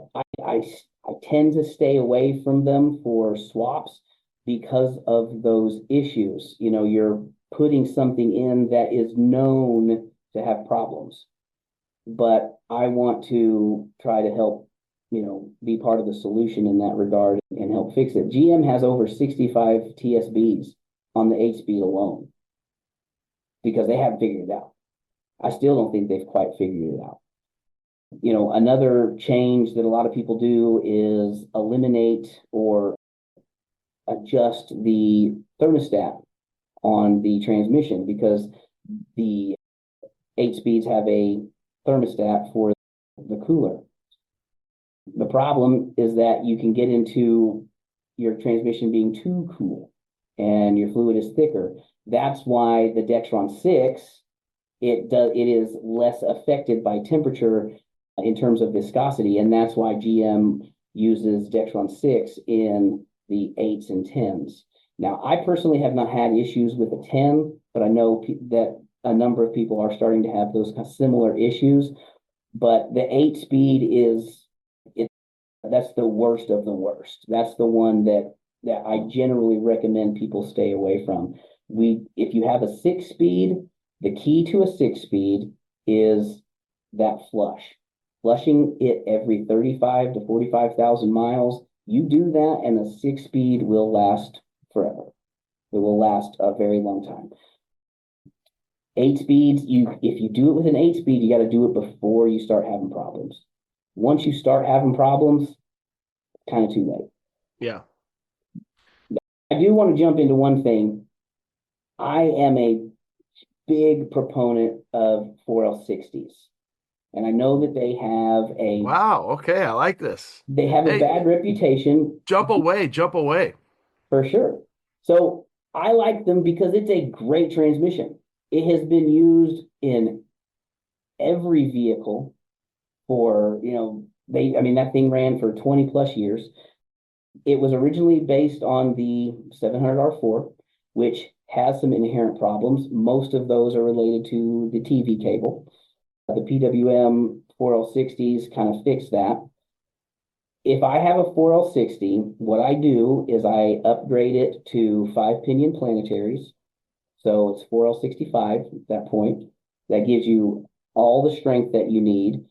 You can do that on the front side. The front planetary is where you upgrade it first. If you have a truck, you're going to do towing, you're going to go off-road, upgrade the rear planetary to 5-pinion as well, and that gives you a little more strength there. But the key to transmissions is get a transmission that matches what you're going to do with the vehicle.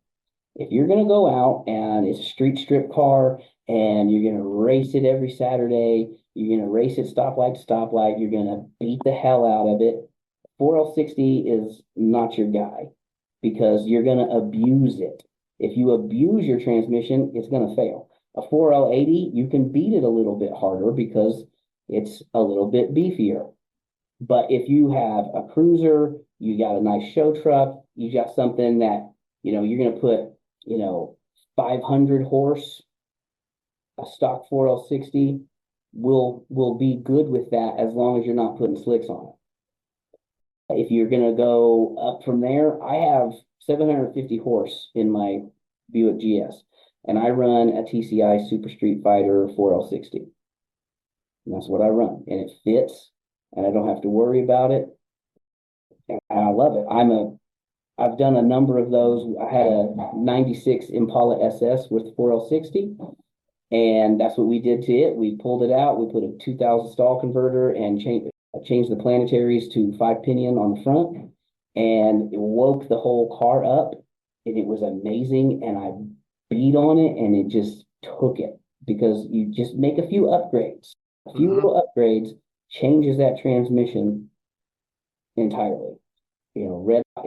Red oxide clutches, coaling steels, Beast Sunshell,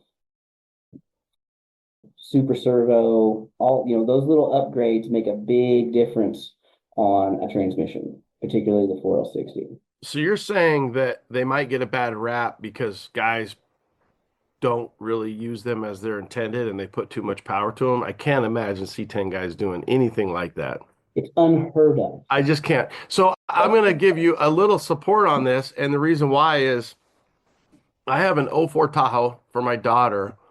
My buddy that I work with bought it brand new. We buy it at 220,000 miles. Right. Oh, hey, what's the story on this? Where's your service records on this transmission? Now, He has towed a little trailer the whole life of this Tahoe. Tow haul mode, you know. He goes, I've never done one thing to that transmission. And I'm like, you're telling me that it's never even had like fluid in it? Like you've never. And now I'm like, I don't want to put new fluid in it now because we're going to clean the shit out of it and then we're going to start having problems. And I probably put between my daughter and I love driving that thing, probably another, not quite 20,000 miles since we've gotten it from him, but let's just call it 20. And that damn thing just runs great. I pull trailers with it. It does run a little high in tow haul mode. It's a little, again, I've got an LBZ with a 6-speed, so I'm a little spoiled. But overall, it's done really well for a Tahoe, which is going to be a little heavier than a truck. And, 240 now, let's call it that. And she's still running strong. So I'm sure that, yeah, guys being guys and C10 guys being guys and putting more horsepower again, now I don't have a souped up LS engine. It's a stock motor, 5.3. But again, it does seem, hey, know your truck, know what you're going to do with it. I guess to move on from transmissions, when you talk about some of those upgrades, when you factor in the price of those upgrades, and let's say the labor, not you doing it, taking it to a shop, where does that break over come to the 4L80? Meaning a 4L60, making it a 4L65, spending that money, doing those upgrades, are you still quite a bit cheaper than a 4L80 stock, or do you start to really get to where you're close there and then you're like, I should just try to get a 4L80? Well, it depends. Really, when it comes to transmission building, the 4Ls is kind of where it stops. And a lot of transmission shops, they won't touch late model overdrives because you're talking about spending $3,000-$4,000 to rebuild one of those, where you can rebuild a 4L60 for $1,500, $2,200, just depending on what parts you put on it and where you go, what they charge for labor. The other issue with a 4L80 is it is a significantly larger case. Yes. And even in CK trucks, you run into issues with that fitting a stock transmission tunnel. That's what I was looking for in my book. I've got it in here somewhere. Yeah, I put a 4L80 in a square body, a two-wheel drive square body. So for the audience, just realize if you've never owned a 4x4, a 4x4 with a transfer case is going to have a higher hump. I assume most of you know that. Two-wheel drive is going to have a lower hump. On Yellowstone, I put a 4L80 in that, and it fit with a stock hump. But I will tell you, there's not much room, and you can hear that transmission even with all your heat sound deadening. That transmission is right there, and you can definitely hear that it's right there. Yeah, for sure. Now, I don't know on a 6772 because I've never done a 4L80 on that, and or on my son's 66, we just got the high hump because he's putting the TR660 in anyways. Right. So yeah, it's I haven't heard that anybody's really having to change. I do know that there's a lot of companies now, I think even Slosh Tubbs does one, where they make the fiberglass kind of higher hump anyways. Yeah, So for sure. I will say on a 6772 two-wheel drive, that's a pretty low hump. That's pretty low versus a higher hump 4x4 K10, K20. Do you know? I should know that answer, but I don't. 4L80 will fit most of them. There are a few variations, like what you're speaking about, the four-wheel drive training. The older, the 60 to 66s, the training tunnel is removable, so that's really easy to fix if you have that problem. The T56s, they become a little bit of an issue in a few places. You need a couple taps with a hammer fixes that for most of the time. You should have put that in your book. I do believe it actually is in there somewhere. But, it really boils down to what you're going to do with it. If you have a 4L80, if you buy a brand new 4L80, you're spending $3+ grand easily. If you have a 100,000, 150,000 mile 4L60, clean it up. You don't have to get into it. You don't have to get inside it and make all those changes. If you're running, under 500 horsepower, you'll be fine. You'll be just fine. As long as you don't abuse it, and abusing it is, stalling it up with flicks on the back, or running DOT, drag radials, things like that. Running it too hot. That's the biggest thing that kills transmissions is temperature.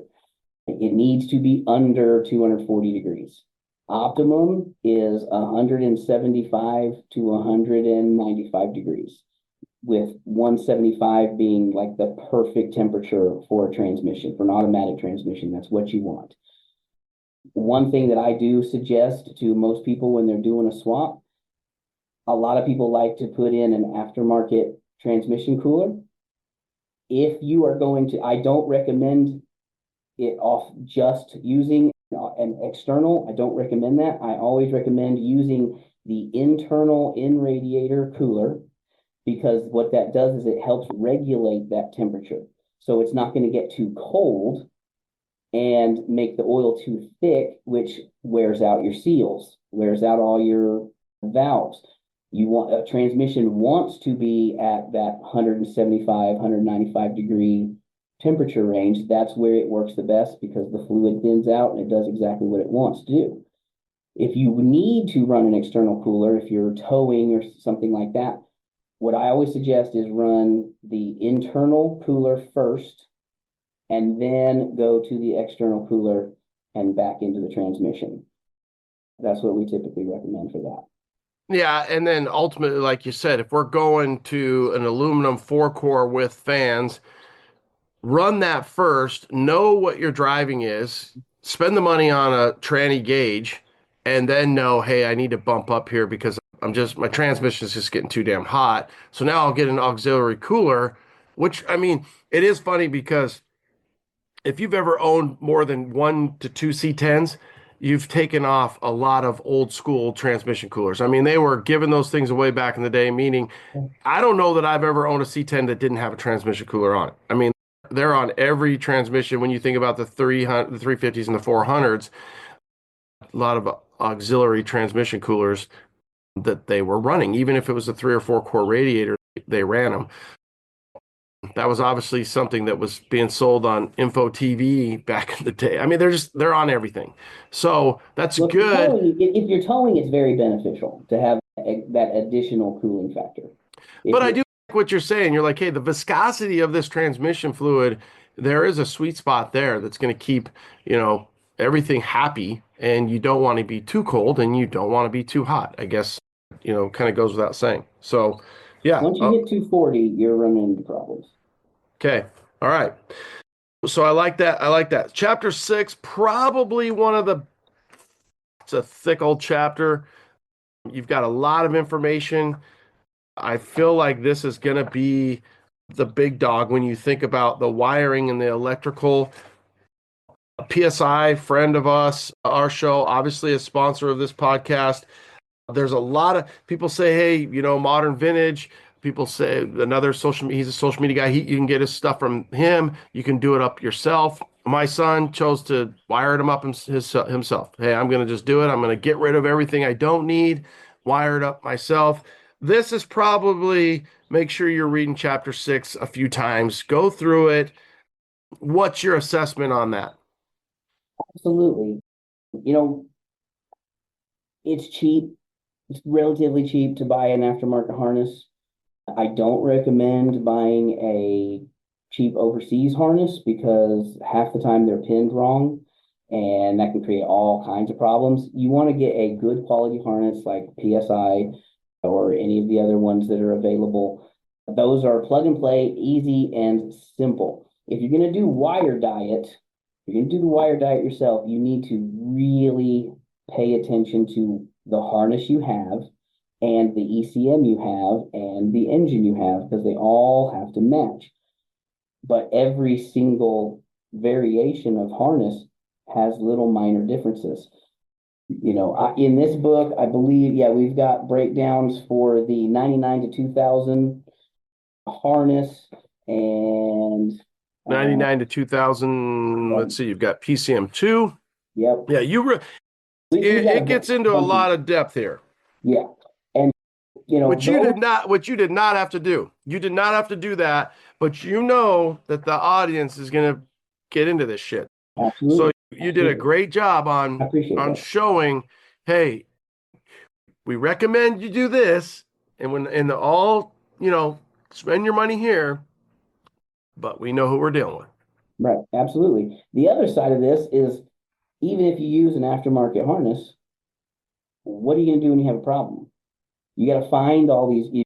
If you got a broken wire or something's grounding out, you need to find it. This also helps break down where each wire is in the harness, so that you can pull it out, you can trace it, and you can find exactly where your issue is. I do want to jump back real quick to transmissions. One All thing. Right. Let's back it. Beep. Back it up. All right. I like that. I want to talk about LTs and manual transmissions. Okay, real quick. Unlike LS engines, where every single crankshaft had every single crankshaft was machined where it can accept a pilot shaft, from a transmission, the 5.3s were never intended to have a manual transmission. The crank is not machined to accept the length of a pilot shaft from the transmission. You can put a pilot bearing in the crank, but it's not deep enough for the rest of the shaft. So we found that out the hard way when we were doing a L83 in a Gen 3 Camaro. And we had it all bolted up. It all fit together. But when we were snugging down the bolts, it was literally the last bolt. And I heard this ting, and it rang like somebody hit a bell, and it rang. Next thing I know, I got a little oil drip on my head, and I'm sick to my stomach. This is not my engine. It's not my car. I'm building it for somebody else. And my stomach is, in my throat. The problem is it's just a little bit too long. So you need a 3/8 spacer between the bell housing and the transmission. You put a 3/8 spacer between it, and then you don't have that interference issue, and it works great. I was the first guy to find that out the hard way, and let me tell you, it was no fun. Did you put that in the book somewhere? Because so what I'm getting is you've got to have that spacer in the bell housing to push that transmission back. Otherwise, that push rod, you're going to be too far. Just that 3/8. So it hits the back of the crank, the inside of the crank. Now sure. The 6.2s, all 6.2s use the same crank, and they're all machined, and they have a freeze plug in there because they're hollow, but they don't have that issue. It's the 5.3s that have that issue. It's really important. If you're doing a 5.3 and you're going to put a manual transmission behind it, particularly a late model like a TKX, a T56 Magnum, then you've got to have that. You got to have that spacer. All right. Yeah, because my son's putting the TR660. I know a lot of guys were doing, and even the PSI guys, they're friends with the Nissan guys and the Nissan manual transmissions. That was the popular option to put, if you're going to kind of race or obviously convert to a manual transmission. That is a big one right there, too. You just saved some people a lot of headaches on that. Yeah, I went through it the hard way. And it's one of those things that, who checks that? Yeah. Yeah. I mean, I'm sure that there are some, high-end race guys that check every single detail, but you kind of just expect it to work. And it doesn't. So that's one of those things. It's real important. So I always like to tell people about that. Oh, Then we can jump back into.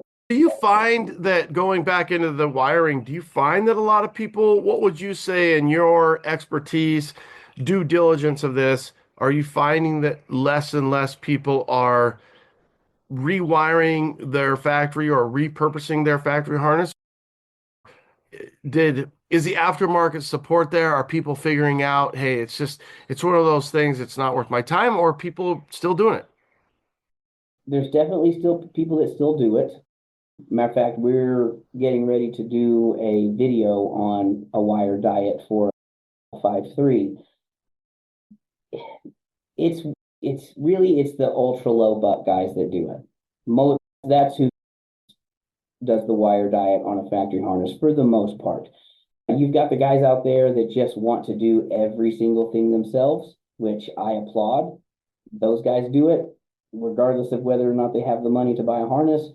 But it's usually the low buck, low budget guys that are doing the wire diets. And there's nothing wrong with it. And you have Molexes that are perfect and you don't have issues with them. You're not using, reproduction stuff. The wire is good quality. You're not using, OFC wire. Everything is good.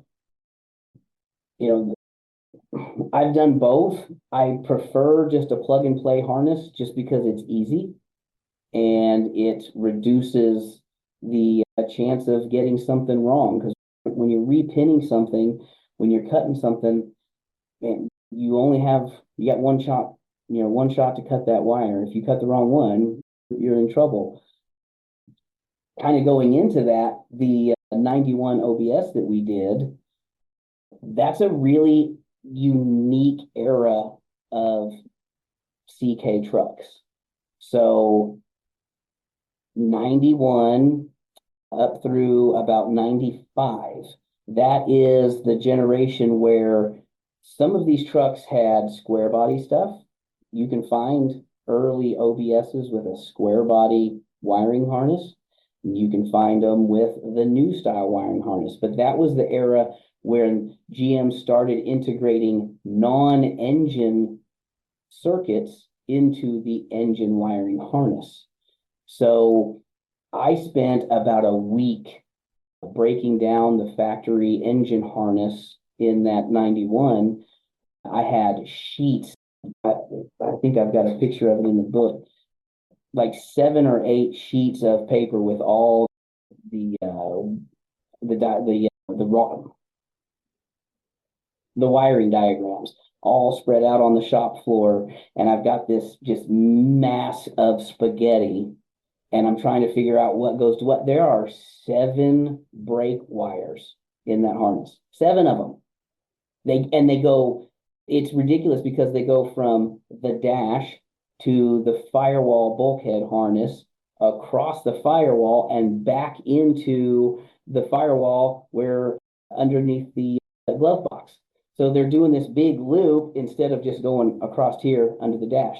Really weird. They've got little resistor boxes. I mean, so all your brake wires, your cruise control, your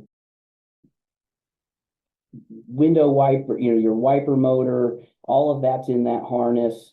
You get to 96 and there's even more, but 96 up, they all kind of standardized, but from that 90 to 95 range, they're all different. Every year, the colors are different, the pinouts are different, and you have to research your exact specific model and your trim package to make sure that you have the right diagrams because they changed quite a bit. A lot of people refer to those as parts bin trucks. Yeah. And I would say all the way 88, like I've got an 88 GMC and there's a lot of those, you see where it's the carryover. Yeah. And when you think about the throttle body coming out in 87, which was still a square body, right.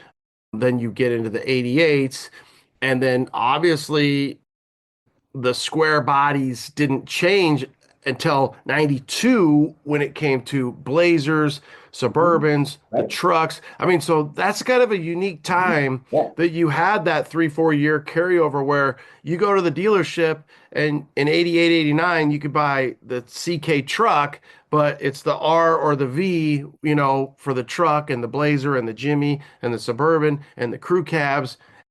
And that took a long time for them to really get that wrapped up. So there's going to be a lot of carryover when it comes to the parts. And the thing about it is, it's the hardest thing when you rebuild a truck. I equate it to like a house. It's, well, do I want to just get new? Should I get new gauges? Should I get new, when you think about some of the wiring, you're like, hey, all these things are available to us. It's just time and money. So when you're a young kid, you want to save the money. You don't have the money. You got the time. You learn just like we all learned on S10s and Volkswagens and C10s and whatever it was. And now it depends on where you're at and what resources you have, whether that's a shop, monetary, you want to pay somebody else to do it, you're going to do it. The key is just knowing that there's so many resources out there. And these aftermarket companies, the support is just tremendous. And my Dodge buddies just hate it. Ford guys are getting a lot better because the aftermarket support is getting better. But for us, I mean, the sky's the limit. You can literally build a truck out of a catalog. Oh, yeah, easily. Literally the body panels, the chassis, all of it, every single bit of it. You can just build a complete brand new C10 for pretty much every range at this point, straight out of a catalog, which is nice. But, most of us don't have that kind of money. So we got to pick and choose what we're gonna update.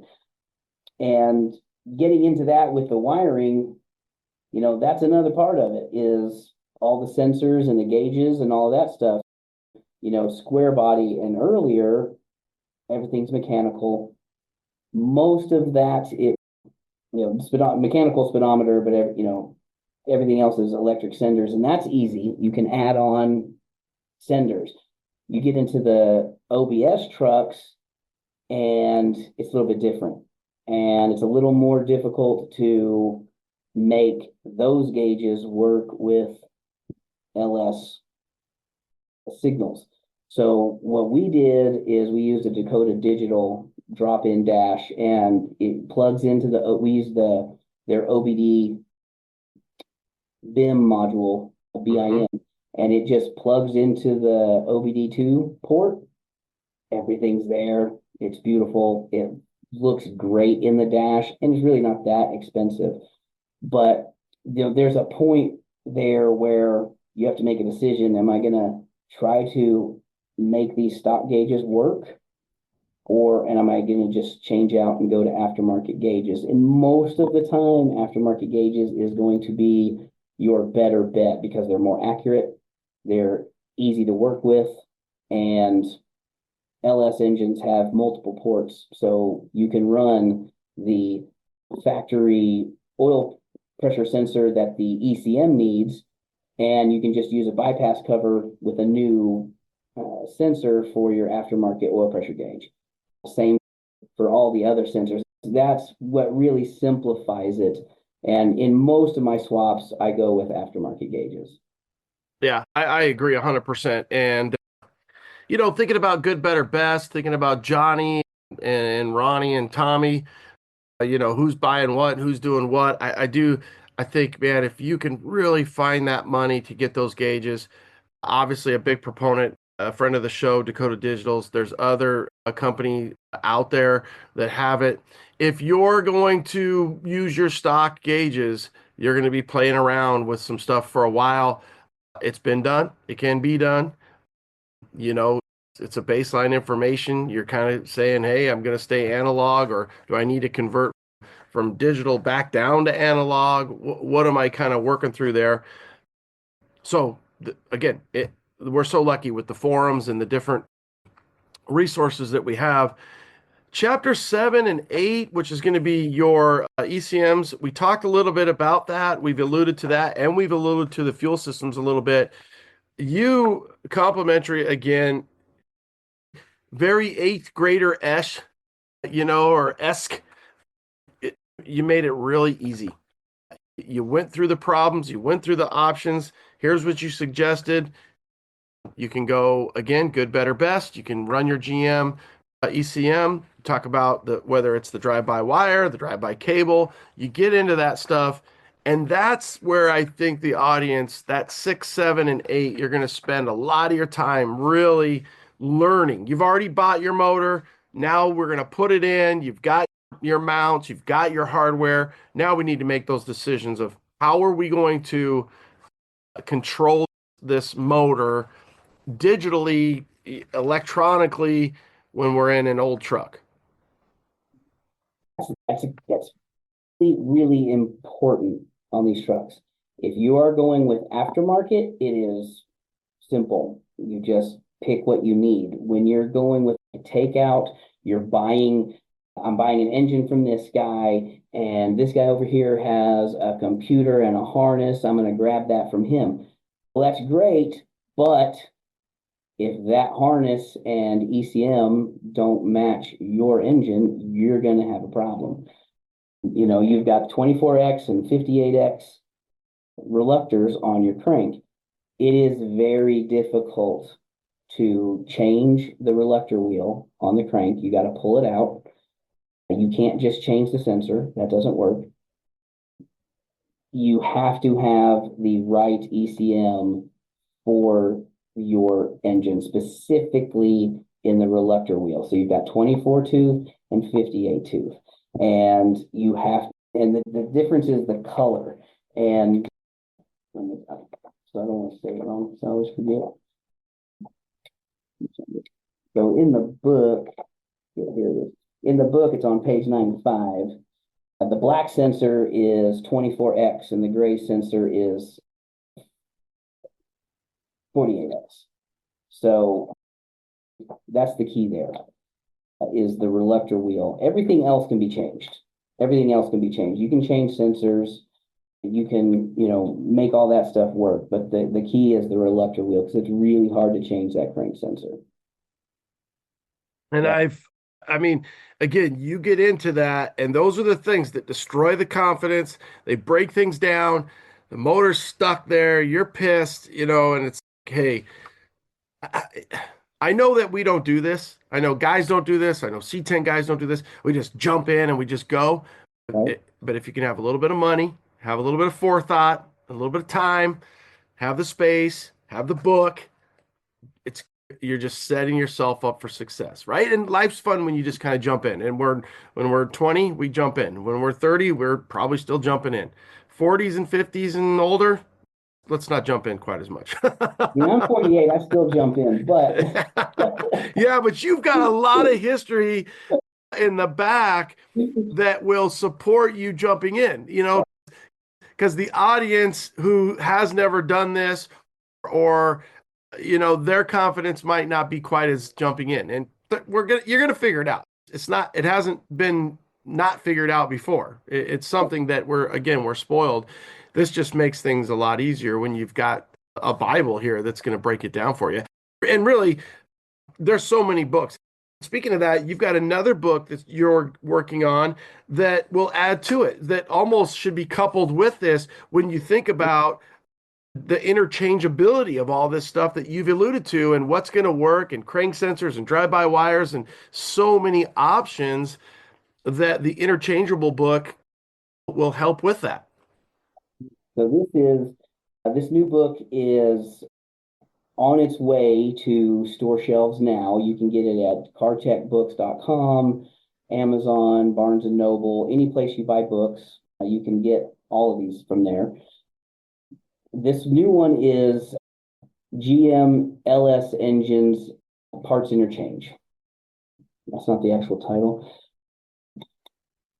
Well, interchangeability is really what it comes down to, and we know that it's basically it breaks it down from blocks, pistons, rods, oil pans, all the way down to gaskets and bolts, because they're different, and it tells you what works with what, and that's really important stuff, because some of these blocks, the early LS1 blocks, you can't bore them, period. They're not thick enough. And you 10 thousandths, you're going to have to re-sleeve it. I mean, they're that thin.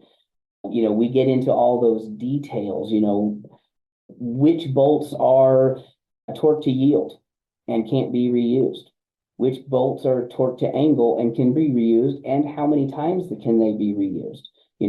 The rod bolts, those are torque to angle. They can be reused, the GM spec, up to 3 times. Most of us do more than that.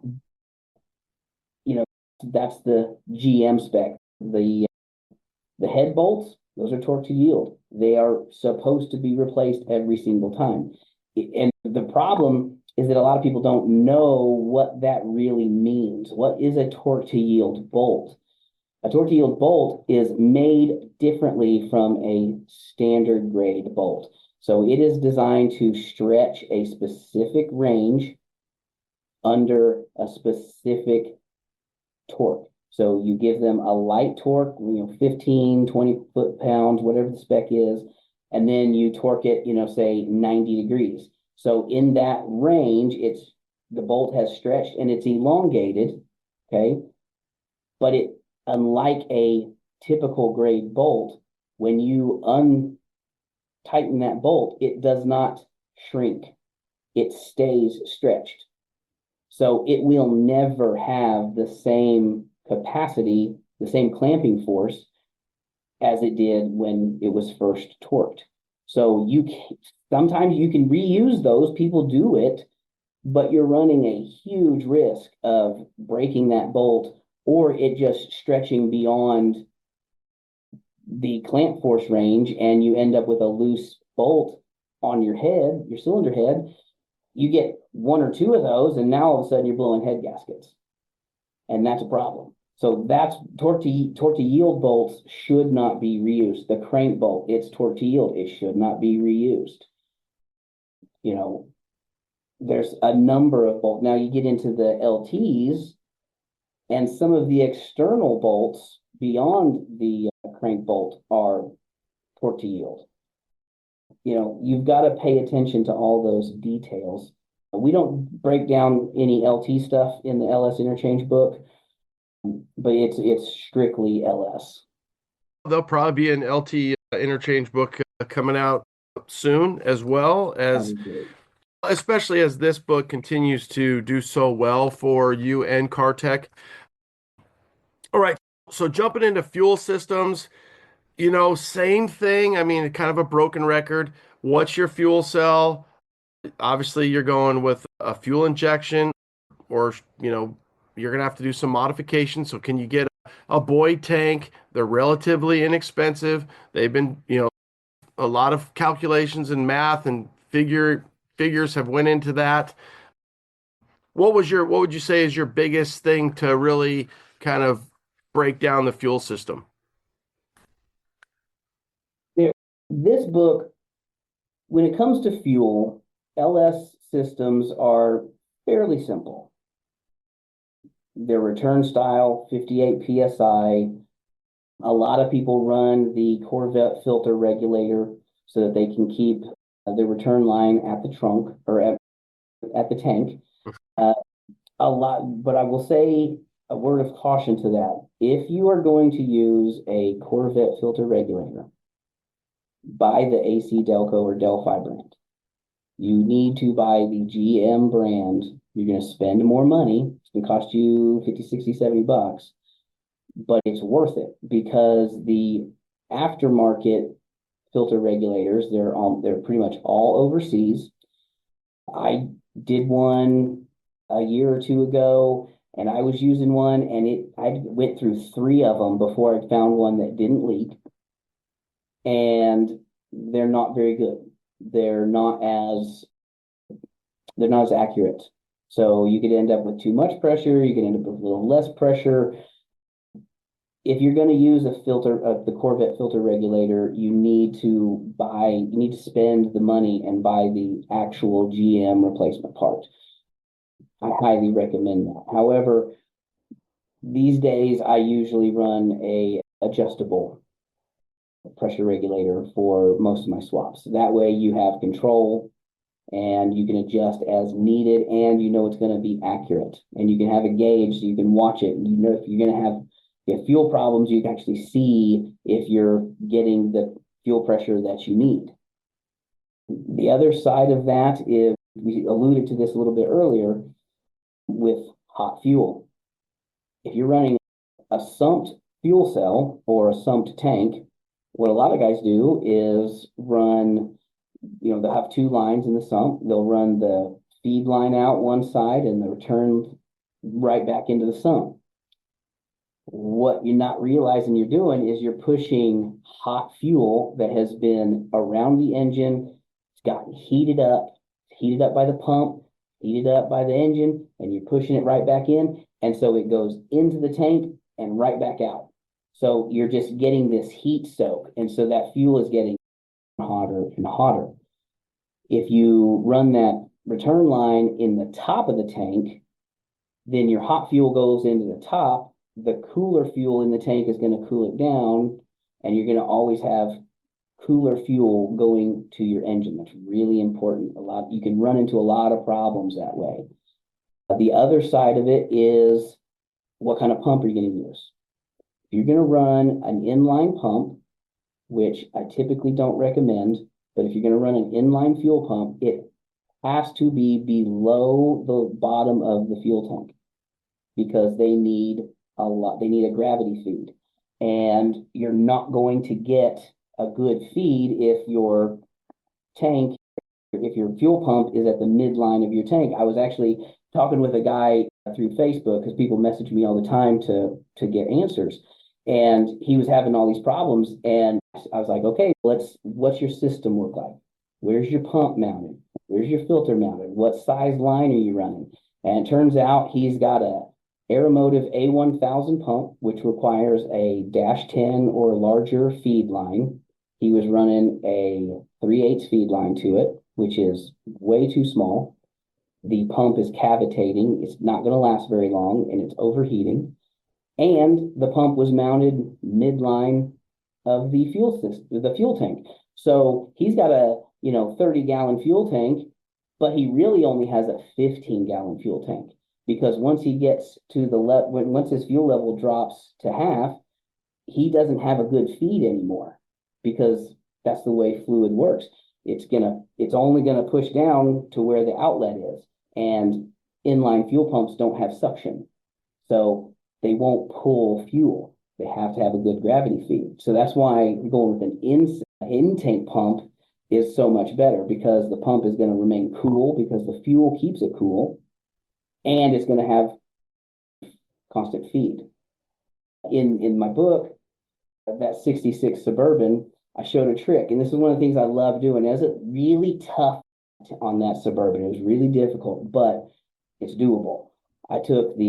We actually used a Brothers Blazer tank, and we put it in the back for the Suburban, and I took the sender out and took all my measurements. You measure to the bottom of the tank, and you make sure that the sock for the inline pump is at the bottom of the tank. And I trimmed the fuel line on the sender itself.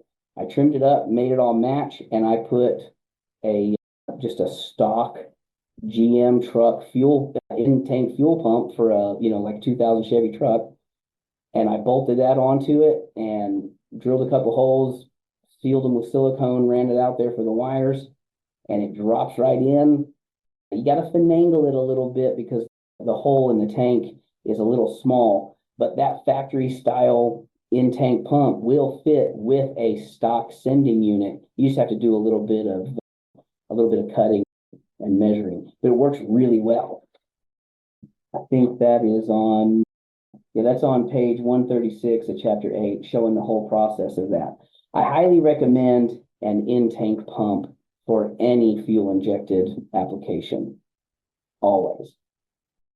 When you get into LTs, you do the same thing, in-tank pump, but the LT has a PWM fuel system.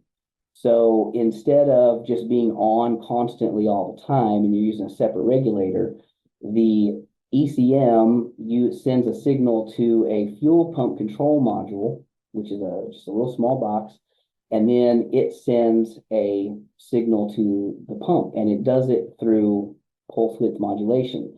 So it might send 2 volts, 6 volts. And it just sits there and just the pump spins real slow, and then it speeds up and spins slow. And it's a deadhead system, so you don't have a return line. That helps keep your pump cool, helps keep the fuel cool, and the engine has a constant supply of pressurized fuel, and it can instantly, milliseconds, crank that pressure up to max, which is about 72 psi, and it works really well. But a lot of people are scared of that. They hear PWM, they hear braided line, braided wires, because they have to be braided so that they can't get interference from other electrical sources. It's not that complicated, and it's actually simpler, or it's actually easier to hook that up than it is a return line system. You have one fuel line, you have 2 wires, and you have a little module, and that's it. And it's really easy. And you don't have to run 10 gauge to your pump. You run 12 gauge, and that's it, because it's not flowing 30 amps of current. It's real small, low amperage, so it works really well. And I highly recommend it for any LT system. That's really the biggest thing that I've fought on LTs from the beginning, but it seems like most people are coming around to it. In the beginning of LTs, going back to wiring harnesses, a lot of the wiring harness companies were deleting the PWM wiring from the harness. So you had to run a static system. If you do run a static fuel system on an LT, you need to run it at 72 PSI. It's really, really important. If you don't do it, you will eventually burn up your high pressure fuel pump in the engine itself. And those are really expensive to replace. Just starving the motor. Yeah. Well, it's starving the pump itself. It'll start activating. Yeah. It's really bad. So I have data logs from some of my swaps, and running a 58 PSI system at wide open throttle, you're getting 1900, 2000 PSI at the fuel injectors, where they're wanting to see 2200, 2500 PSI. So you can imagine if you're losing 300-400 PSI of fuel pressure on a direct injected system, how much horsepower is that? Yeah. You are losing efficiency, and you're losing power, and you're hurting your fuel pump. So the other thing about this, again, I alluded to it earlier, is in this chapter, you do a great job of breaking down the trucks, to differentiate between the different trucks. And I think the baseline's all going to be the same. It's there. You're going to have different options for your truck.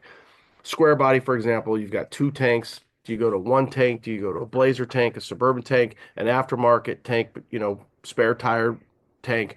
Get rid of the 2 saddle tanks, things of that nature. So you do a great job, Universal Modules, getting into the weeds again on this, and even going into giving us other options on the fuel system. So it's just a great resource to have this and work through it. And even if you're like, hey, I've got a 73 to 87, well, I want to see what he's doing or recommending for the 60 to 72 guys, just kind of working through that and seeing that. I do think, so you kind of wrap it up in chapter 9.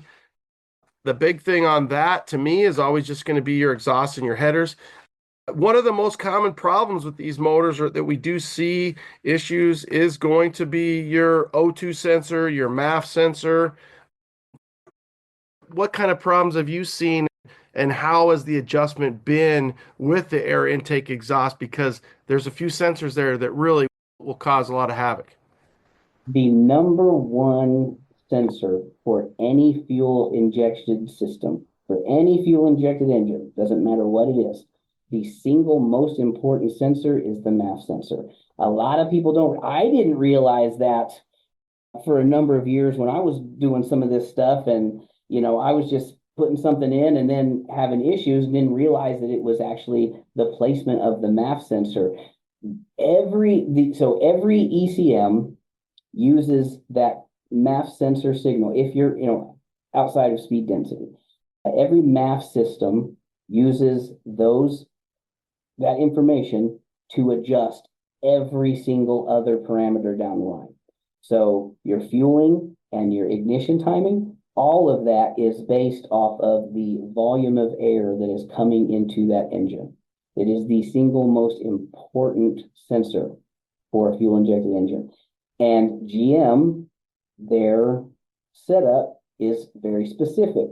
So the mass airflow sensor must be at least 14 inches away from the throttle body. It has to be in the top half of a 4-inch diameter tube, at least 6 inches from any bend. So if you have a 90 and your MAF sensor has to be at least 6 inches from that. And typically what they recommend is in the center of a minimum 6 inch straight piece. Okay.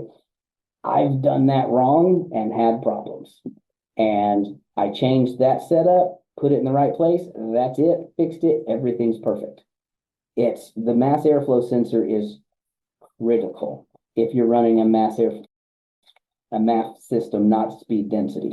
Speed density is different. Mass airflow is the simplest way to skin the cat. And then you get into exhaust. The exhaust, really it's the only sensor there is your O2 sensor. If you're swapping, you're probably not using CATs. If you're in California, you are. But most of the time, you're just deleting those rear O2s. The two front, the upstream O2s, those really need to be around 14, I believe it's 14 inches from the collector. I was just recently doing an engine swap and they had some mid-length headers and they had an O2 sensor right there at the collector. And that's not going to be very accurate. It needs to be back about, I think it's within 18 inches of the collector. I believe that's the actual spec. And so I usually try to stick within around 14 inches. Let's see. Yeah, you kind of get into that at the very end. Yeah. Yeah, you guys use the hookers. It seems like a lot of guys use the speed engineering. I know Doug Thorley's kind of got some new stuff. Headman headers are really popular, which is, you go back to the old school look, depending on what you're doing. And one thing we haven't even, and this could be a complete and total podcast as you want to dress up your motor. When you think about what we're talking about today is pretty stock intakes, reliability, and then we get guys who are, what I like to allude to is, a Dell S3, where you're making it look old school. You're really changing a lot of the different things on the motor to give it that old school small block look. And then you want that reliability. So you're kind of covering everything up and adjusting it. So there's a lot that goes into that as well. When you think about a hooker, a headman, even a speed engineering, have you played around with different headers and manifolds and exhausts and really come up to what your favorite is? Absolutely. And I'm going to be completely honest with you. If you are doing a LS swap and you're under 500 horse, stock manifolds are perfect. You're really not going to beat it. Honestly, you're going to pay, $400 or $500 to $1,000 for a set of, nice headers, and you're not going to get much extra flow out of it. The factory truck manifolds are really pretty dang good, and they fit all of the CK trucks. So they bolt in, they don't look great, but they work great. If you want aftermarket but you want to keep that kind of style, the Hooker cast iron manifolds are really good. I mean, they're basically the stock ones, but just dressed up a little bit, and they work really well. I'm not a huge fan of long tubes, and I know that's different from what most high performance guys say. Everybody loves a set of long tubes, but I don't like long tubes because of the fitment issues, and I like lowered trucks, and long tubes in a lowered truck don't work very well together. They cause a lot of issues. So I like a good mid-length header is what I like. And then I usually will step the exhaust. So if I'll do a mid-length header with a 2.5 inch flange, and then I'll run a 2.5 inch down pipe to an H pipe or an X pipe, and then I go up to 3 inch. And you get a great sound, and you help that smaller diameter up front, right outside of the header, helps keep the heat and pressure in the exhaust system to help with scavenging, to help pull all that, a little bit of extra air into the combustion chamber and pull the spent gases out. And it works really well. I use that on my GS, and the only mods on the LT1 that's in my GS are an intake, and those I actually use the Hooker truck shorty manifolds, which are individual tubes, and then I do that exact setup, and it's making a little over 500 horse just on the motor without the supercharger, and that's it. It's really simple. Yeah, the option, the best thing there is you can run the stock exhaust manifolds and then upgrade as you want. If you're looking for, hey, I got more money, I need to spend it on this, I want to do this, I want it to look better, but you can get that reliability, get that in, run it, and then as time goes and you get more money or time, or you want to change things up, it's like, hey, I want to change that up. So a lot of different options. What would you say was the funnest part and the hardest part of writing this book? Honestly, the funnest part of writing a book, that's a tricky one, actually. Did you learn anything? I love to fabricate. I love fabricating, and anytime I can spend a bunch of time in the shop welding, cutting, grinding, solving a problem, and I know that I'm solving this problem, and I'm going to be able to tell a bunch of people how I did it and maybe help them with a similar problem. That's why I do all of this. I love solving problems, and that's why I got into every bit of it. As far as the actual writing, it's when I learned something that I didn't know before. I do a lot of research. When I'm writing a book, it typically takes me anywhere from 9 months to a couple of years. I do a lot of research, and I love learning. And I think that you should try to learn something every single day, because if you do that, you're gonna stay young, you're gonna keep your brain working, and you're not gonna lose it, because it doesn't take long. You step away from this world, from working on cars for a year or two, and you come back to it, you find out, oh, all of a sudden I can't lift as much as I could. I can't wrench as fast as I could. And I don't remember all these things. And it takes a little while to get it back. I've experienced that. And so that's something that I have been telling everybody, especially the younger guys. Don't stop turning wrenches. Don't stop working on your car. It will keep you young longer than you think it will. It'll put gray hairs on your head or make your hair fall out like mine from all the, frustration of what working on a car is. But, it keeps you physically young and mentally young at the same time. What would you say was your favorite part of the book? Besides completing it. I will say that was a big one. You know what? Building doing this book is what pushed me to do that OBS. And I learned so much about those particular era of trucks. And, you know, I was in car audio in the 90s. We would have to work on those. I hated them. I hated OBS trucks in the 90s. Couldn't stand them. I didn't like the way the dash looked.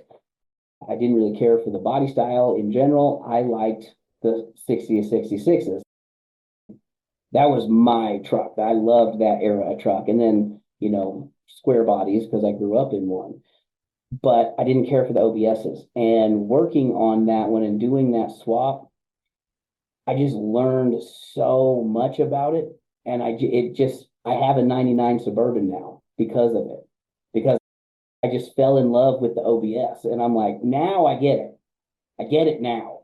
Yeah. You know, I didn't before. And that was one thing that I really enjoyed with this book, because that was a challenge. That was a really tough swap just because of the wiring, honestly.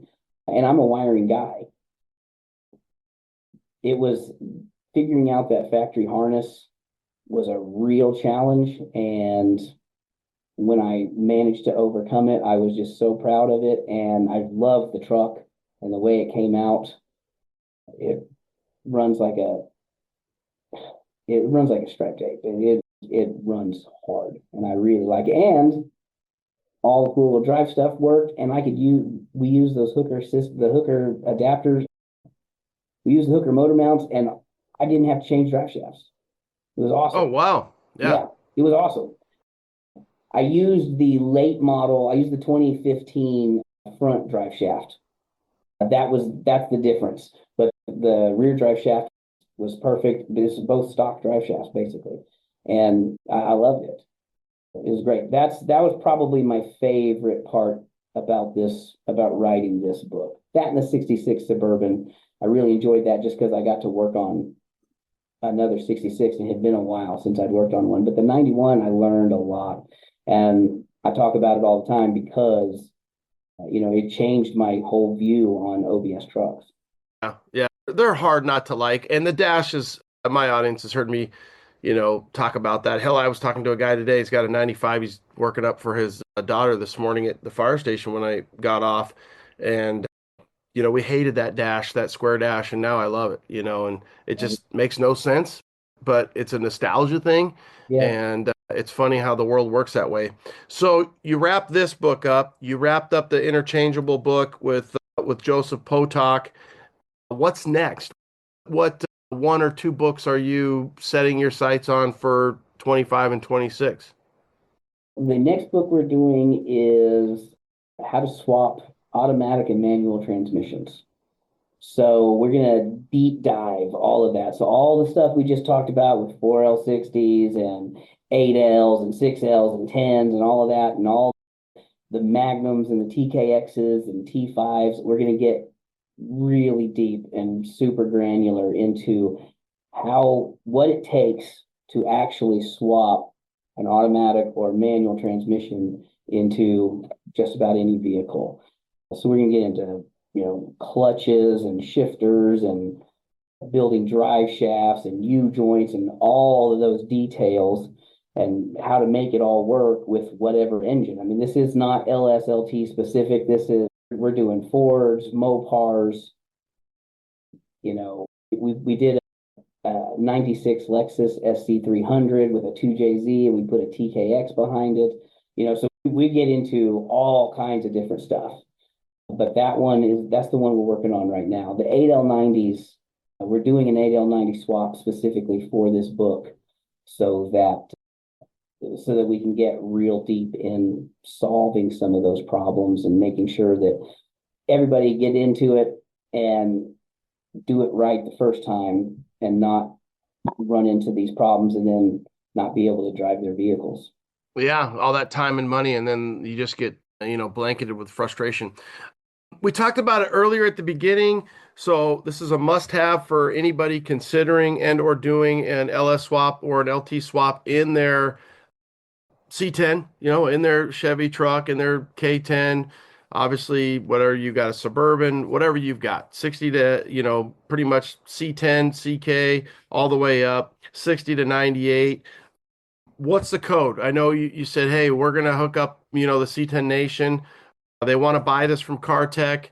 Where's the best place to buy it? CarTechBooks.com. I know sometimes guys want to go to Amazon, or I believe, different publishers obviously work that way too. What's the best way, and where can they save the money? Yep, go to CarTechBooks.com, and if you use the code C10 Talk, you're going to get 20% off your entire cart. Boom.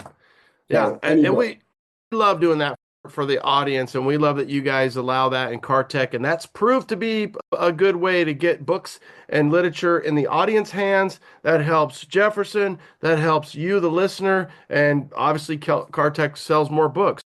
So at the end of the day, having this up, in your shop, in your office, in your room, take it to bed at night, learn a little bit, and build your confidence in said swap. All right. I'm going to take you out. Is there anything that we missed? Anything that you'd like to add? Advice, ups, downs, anything at all, Jefferson?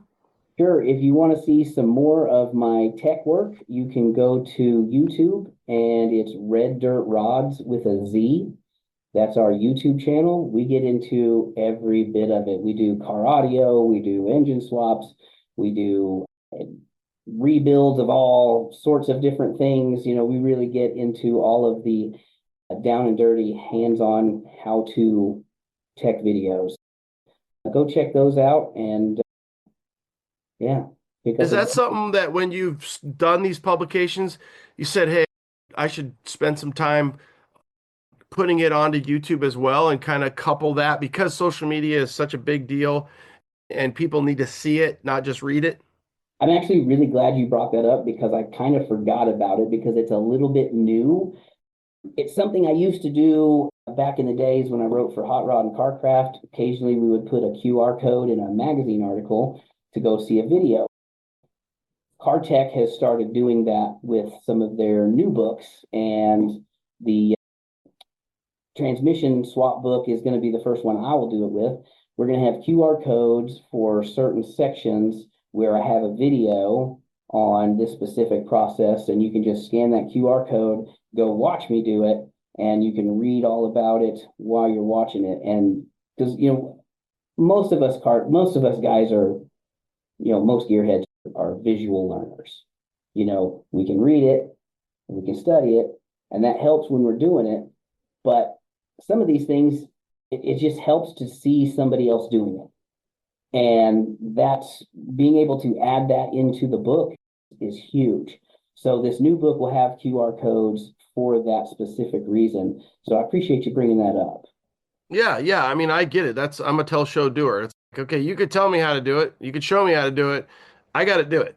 I just, for whatever reason, sometimes I just feel dumb. My wife's like, oh yeah, I could tell her and she's got it. And for me, I'm like, babe, you could tell me how to do it. I got to sit down and do it. I got to do it like 3 times as I get older. I really want to be able to do it, because I don't want it to be that rote memory. I want it to start to sink in. And the more that I do it, and let's be honest, these trucks aren't that hard. That's why we like them and or love them and are so passionate about them. We like the looks. We like the way that we can break them down and build them back up. So we've got red dirt rods. Now, is that your IG with a Z? Is that your IG as well?